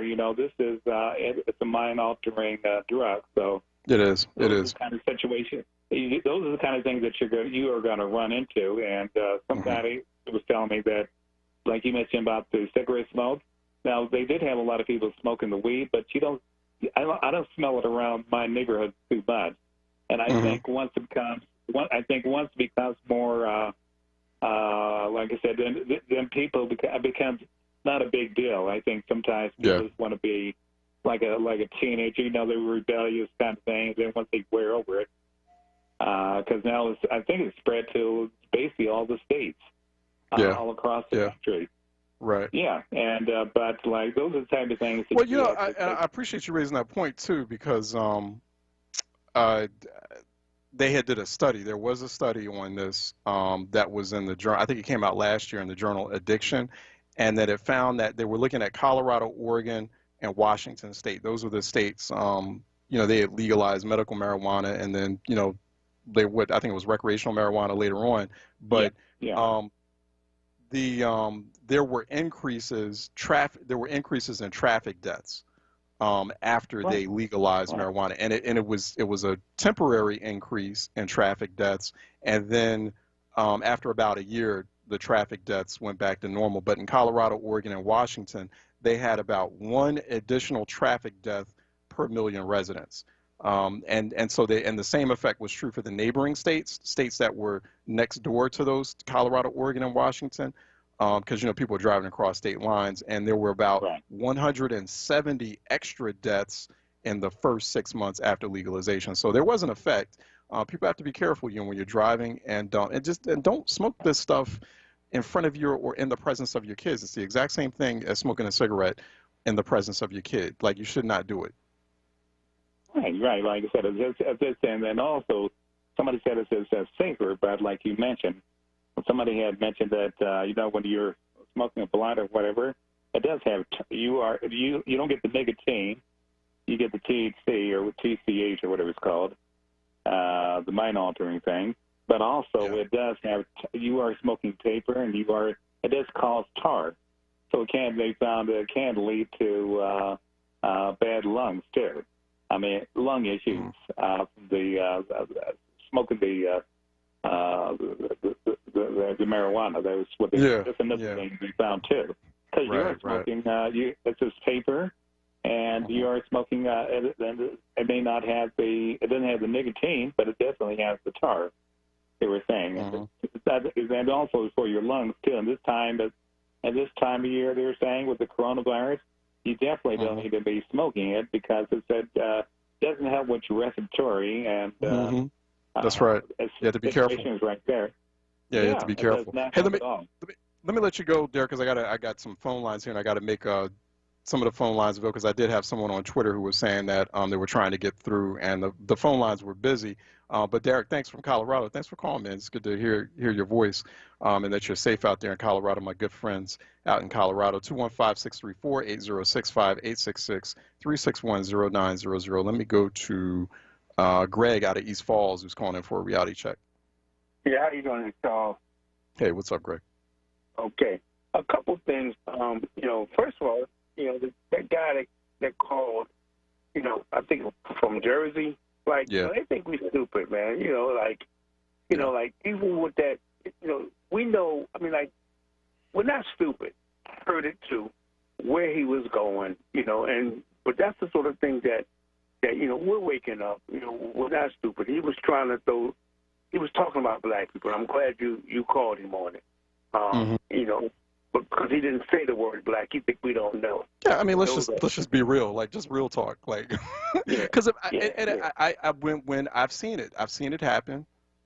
If there's a white neighborhood or white community or a predominantly white community and they have an issue like that, this is what they do. This is what they do, and I love them for it. They should do that because, like, if your kids have been, and there would not be you need to be responsible for your kids, like they wouldn't say that too. So, and I know, I trust me, like this would it happens all the time in these communities. So you don't hear Mike calling one of these these white nationalist conservative radio stations in Philly talking about, the other day, such and such a community out in Bucks County was getting on the store owner for selling cigarillos to the kids. And, they need to keep their kids under control. I bet you wouldn't do that to them, but he's going to call word telling us that, black families in places like North, South, and West Philly don't have the right to do that. Get out of here with that. Come on. Go ahead, Greg. But the two quick points I want to know your opinion on Mitt Romney. But before you go there, it's interesting how we talk about Trump and them use the law and the Constitution to do whatever it is that they think that they want to do, and it gets respected. But yet they can ignore the Constitution and the law and subpoena powers and not testify before Congress and everything else. And that's like, and yet we as a so-called country is allowing this, still giving him all of the platitudes that come with being president, but then not really responding or on the flip side of that, when he violates those platitudes when it comes to testifying and all the things that I said.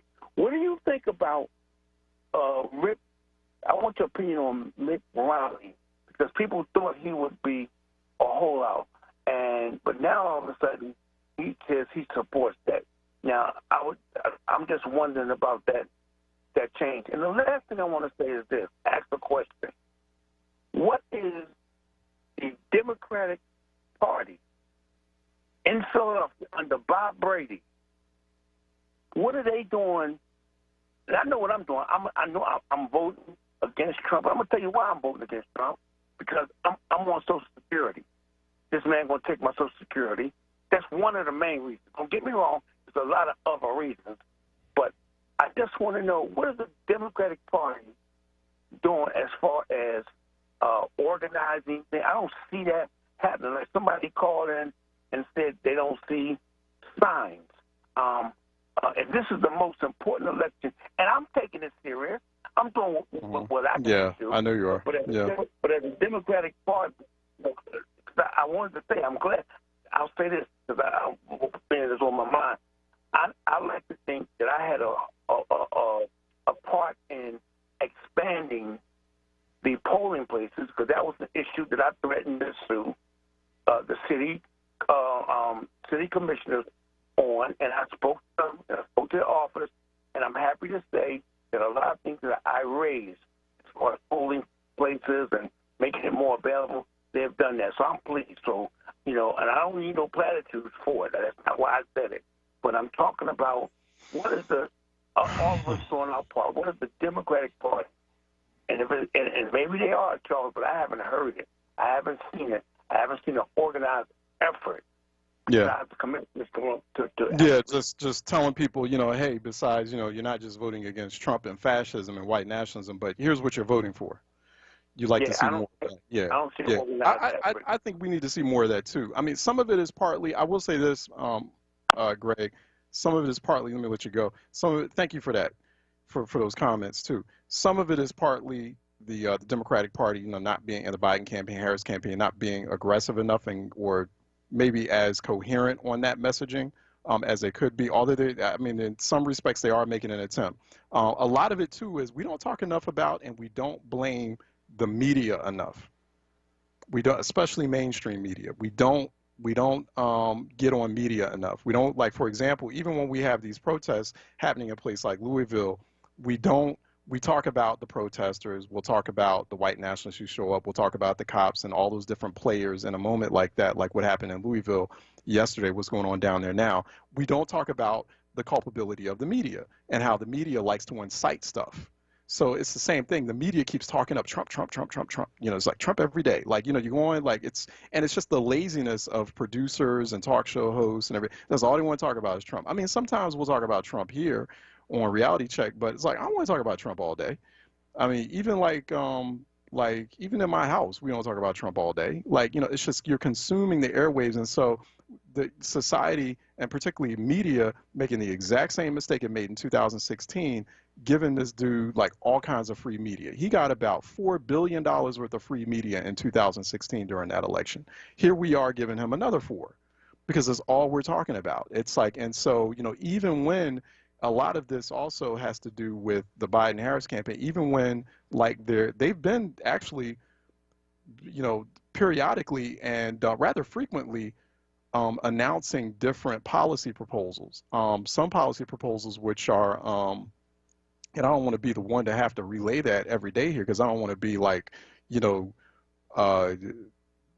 Biden channel word, reality check every day. But, we could do that, but I don't want to do that, because we got to get out other information, have other discussions like these right now. But the media just won't cover it, because they're like, it's easy for them because they're lazy. Here you got these producers, and some of them will call it as I see it. You got these producers, working in these major mainstream media outlets to get, like whether it's a CNN, a MSNBC, or Fox, or others, and and they're making the dollars, some of them, including the talk show hosts, and like it's easy. It's very easy to sit in one place, or to be parked inside the White House or parked outside the White House or parked outside Capitol Hill, and then just the next tweet that comes up or it's easy. You stay in place. You contain the budget that you have to spend doing that kind of coverage, instead of the hard work of going out there and saying, oh, hey, let's go to where Biden or Harris is right now, or let's further explore these policy proposals that they put on the table and report on that. Let's maybe spend a day not talking about Trump. They don't want to do it. And so that becomes, I think we need to have a conversation about that, about how the media is all complicit in this. But yes, especially in a city like Philadelphia, Greg, to your point, Democrats need to get busy, particularly Democratic Party ward leaders, get busy, get energetic. And if you're a ward leader and you're not, here I'm having people calling me or texting me or reaching out to me directly, and they're like, yo, I don't see my committee member or ward leader. Where are they? It's like, y'all need to find something else to do. Like, why are y'all ward leaders if you're not out there and you're not putting signs out in people's yard? You're not getting people enthusiastic and energized, because people are they can't just be voting against Trump. People need to feel energized by Joe Biden and Kamala Harris. I am. So, and I think everyone else needs to be, so they can be all in and enthusiastic about saving the world, because that's what we're doing right now. Let me go to, by voting in this election. Let me go to Maurice out of Southwest calling in for a reality check. Maurice? Charles. Hey, what's happening? Hey, Charles, I brought up about Cheryl Parker several times with you about her tone, and you act like you don't know nothing about it. But I mean, oh boy. Okay, go ahead. Charles, before you go on your rant, let me get my words out, because you like to take over a conversation and don't go the way that the person is talking on the phone wanted to go.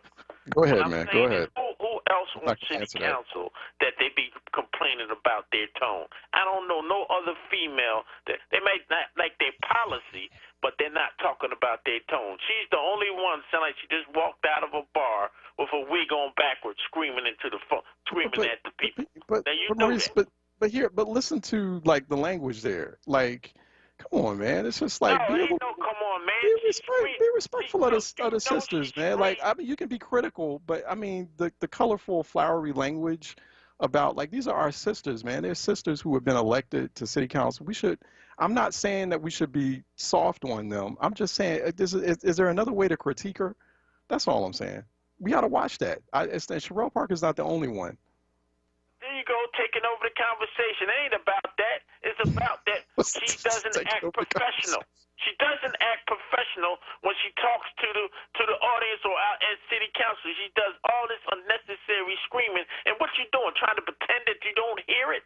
Everybody else does. That's all we talk about when we talk to each other, callers, about her tone and her screaming all the time.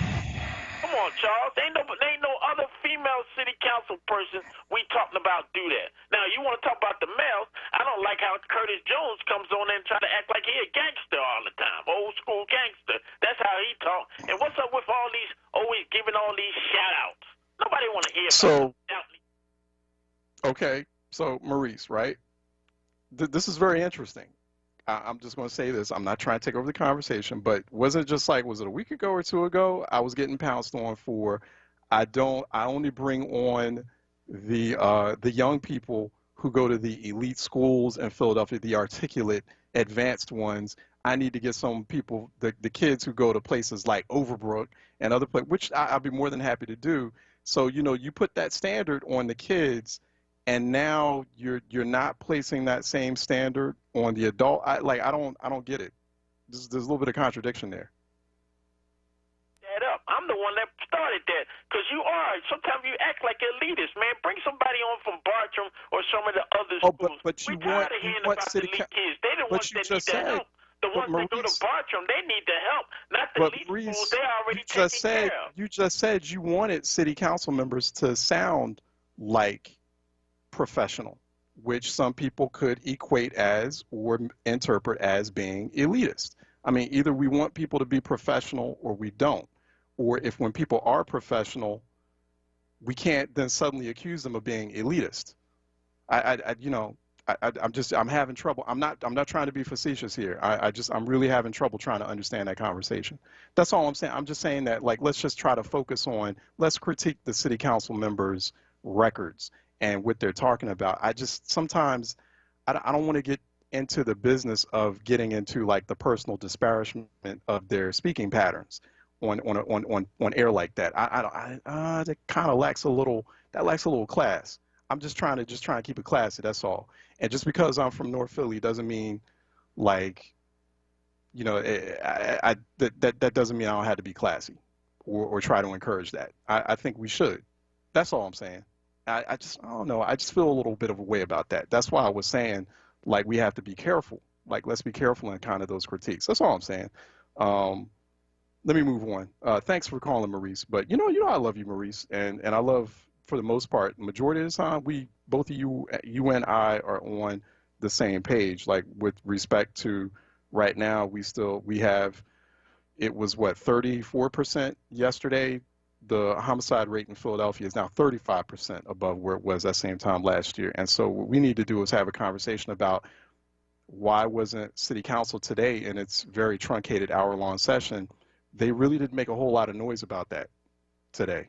That's a conversation I'm willing to explore and entertain, because there's some people in some real pain, real pain, unfathomable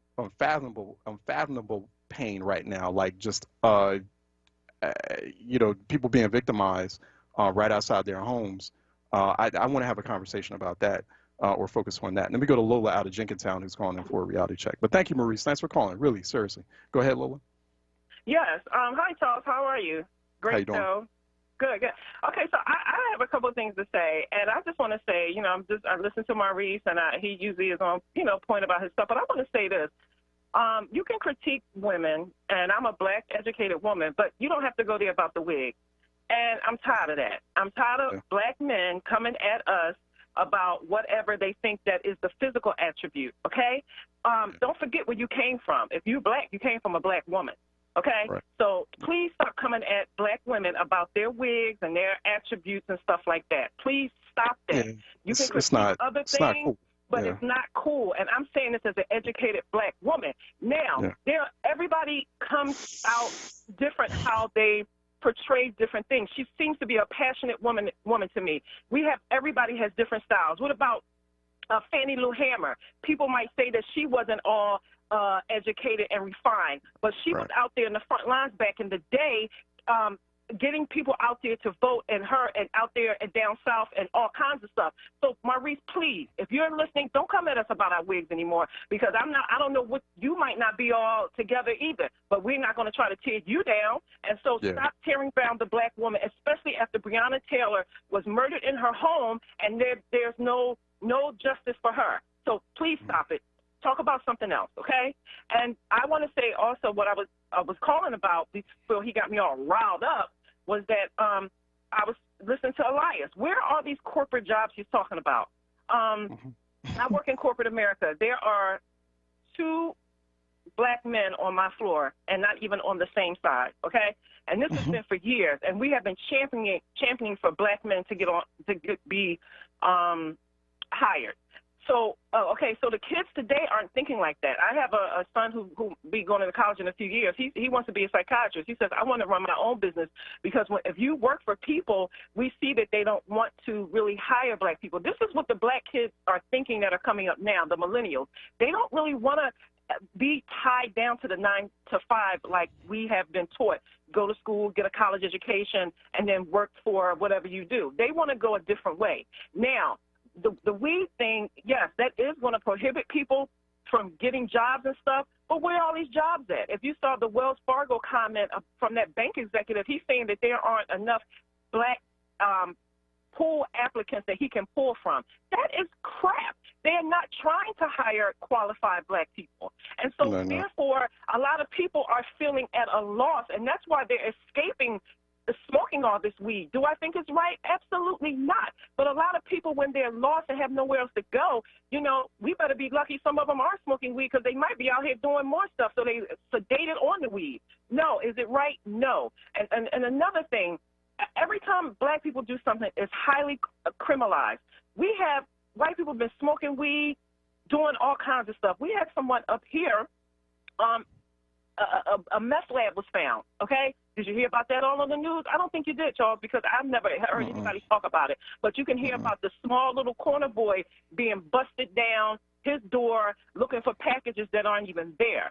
So, yes, we have to pull back on the weed and know that we can't do the same things that other races, that white people can do. We just can't. We can't be smoking out in the open. We can't be smoking in front of our children. And if that's something that you're doing, you should be doing that in the, an enjoyment, in a setting that is for adults, but not in the open and stuff like that. We just can't do the same things that white people do. But I'm just really highly upset about what Maurice said.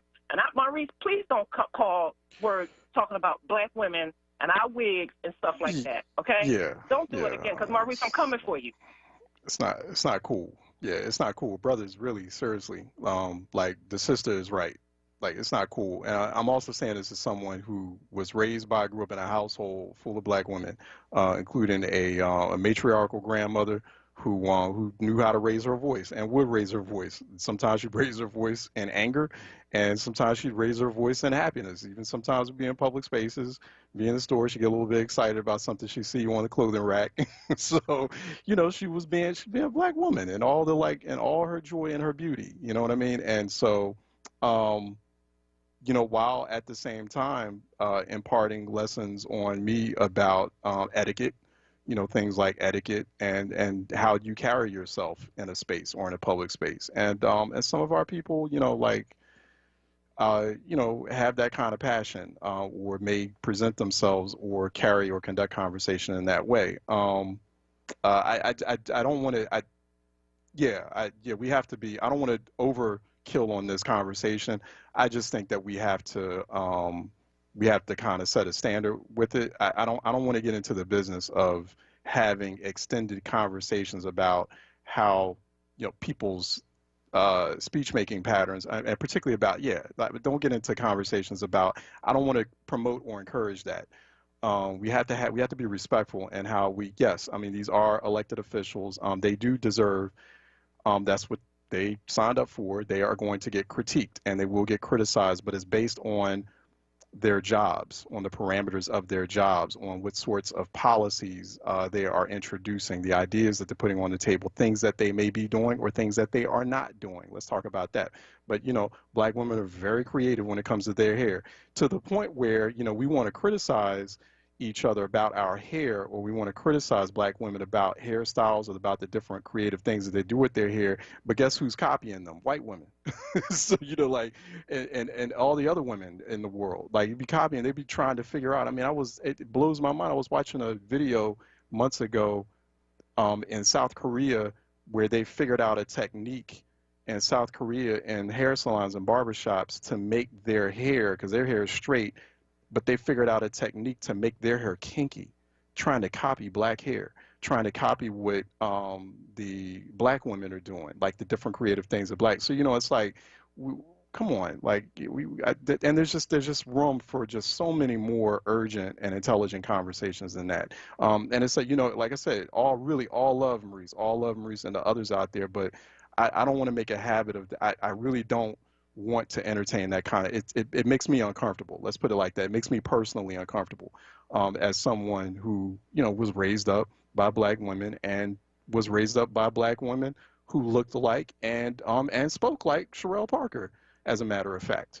And I know some people may not believe that because of the way I look and the way I carry myself, and I'm dressed in a jacket and a collared shirt right now, but that's just the truth. And and I don't want to engage in that conversation because I know my grandmother, who, God rest her soul, who passed away last year. I know she come up here and, come down here and sat me upside my head. It's just, I can feel her telling me you need to, and my mother too, God bless both of them, telling me, shut that conversation down. All right, 215-634-8065. Toll free 866-361-0900 here on Reality Check. Let me go to Woody out of Winfield, who's calling for a reality check. Woody? Hey, Charles. Hey, what's happening? Man, you really know how to take over a conversation. I tell you, I was trying to get in, but couldn't get in, man, because you was taking over the conversation. I'll take it. Go ahead. Sorry. Anyway, I just want to say to all the Black women in the world that are listening, please understand that you are the mother of all society. There's no human person walking on the planet that didn't come out of you. And if you don't believe that, you see some of these white kids and little babies, infants, and who do they pick to take care of their children? They go get the Black women to take care of the little white children. There's a reason for their emotion and everything else that they have. So when I hear a sister talking at a high level, okay, that's her emotion. I hear sister talking at a low level. That's her emotion. See, the emotions are all tied into women, and that's what makes them so beautiful. So what I would love to see, and for you to understand as well, Charles, is that the cultures of your background have a lot to do with how you feel about women, and women feel about men. So everybody wasn't raised by a grandmother like you. You see what I'm saying? You were privileged, and I'm happy to say I was proud to hear you talking to that guy, Mike, from Jersey, because he couldn't slide it over your head because you were in the environment that he was in. And you explain, wait a minute, these people do it this way. Why aren't our people doing it this way? You know, if it was in this neighborhood, that would go on. In the other neighborhood, this goes on. This all has to do with how we were educated. And I keep going back over and over again. I hope you do some research. I've given you my number. I want to possibly leave it again today. But I need you to give me a call because I got something I want to share with you. This is the guy Height that just came up. And I don't say the guy Height. He's Mr. Height. He has started this coalition for inequities and racism. I would like to see him change that name from the racism aspect to systemic educational discrimination in America. It all started there, Charles. And by us understanding that, all the arguments we have about how we look, this, that, and the other, everything that was thrown at us came through the fact that you were the first. So white supremacy is what is in the mindset of so many of us that we can't even understand how many different ways it comes. So if we never do anything else, please check out Dr. Avery August. I talk about him all the time. And genetically, we're affected with this whole thing, going back from slavery to the present. So there's a lot of things tied into that. Hey, Woody, you know what I got? Because I know you're Woody's Barbershop. I was just checking that because you reminded me, because I do need to reach out. I'm behind on reaching out to you, bruv. I got your number. I got it right here. I was just searching as you were talking. I appreciate those words too, those kind of words. I'm gonna reach out to you for sure, because I think you're on to something. It's an important topic, so expect that soon. Let me take these other calls. I got Cynthia out of Mount Airy who's calling in for a reality check. Thank you, by the way, Woody. Hi there, Cynthia. Cynthia? Hello? Ms. Cynthia, can you hear us? Yes, ma'am. How you doing? Okay. I was watching MSNBC last night. I think it was Chris Hayes. And this writer, he wrote a book about, I think the title was The Election Will Break America. And he mentioned that, which I didn't know, he mentioned that the Constitution can override the popular vote and accept the electoral vote, and that Trump is getting his friends, the electoral friends in the swing states to override the popular vote. Is that true? Yeah, there's some conversation that's been reported where, like, right now Republicans have control of a majority of state legislatures, and this is why, including Pennsylvania, Pennsylvania, they have control in Harrisburg of the state legislature, whereas Democrats have control over the governor's mansion. But yeah, that's something that he's exploring. He's going to see how far he can take it.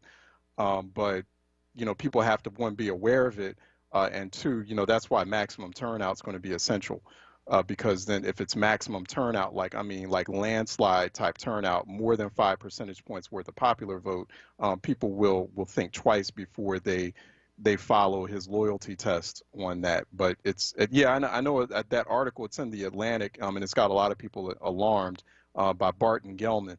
It's entitled "The Election That Could Break America," and it's putting out some fairly dark scenarios should the president try to hold on to power. That I think it's a good piece to read and to be aware of. That should not stop people from voting, and that should not stop people from encouraging other people, because this is the way to get through this. The real big shot here is the real big Luke Skywalker blowing up the Death Star shot is everyone that is eligible and that is registered must turn out. This cannot be, just 60% of people turned out. It has to be like 70, 80% plus of eligible voters turning out. Let me let you go, Ms. Cynthia, because I want to make room for one more call here. Michelle out of Elkins Park is calling for a reality check. Ms. Michelle, how you doing? I'm good. How are you today? All right, good. I'm just so over the top pissed about the over-policing of black women by black men. At this point, you should be upholding your black leaders, female or male. There's just so much discourse around how someone speaks, giving shout-outs. That's petty. Speak about the work that they are or are not doing. Complain about that.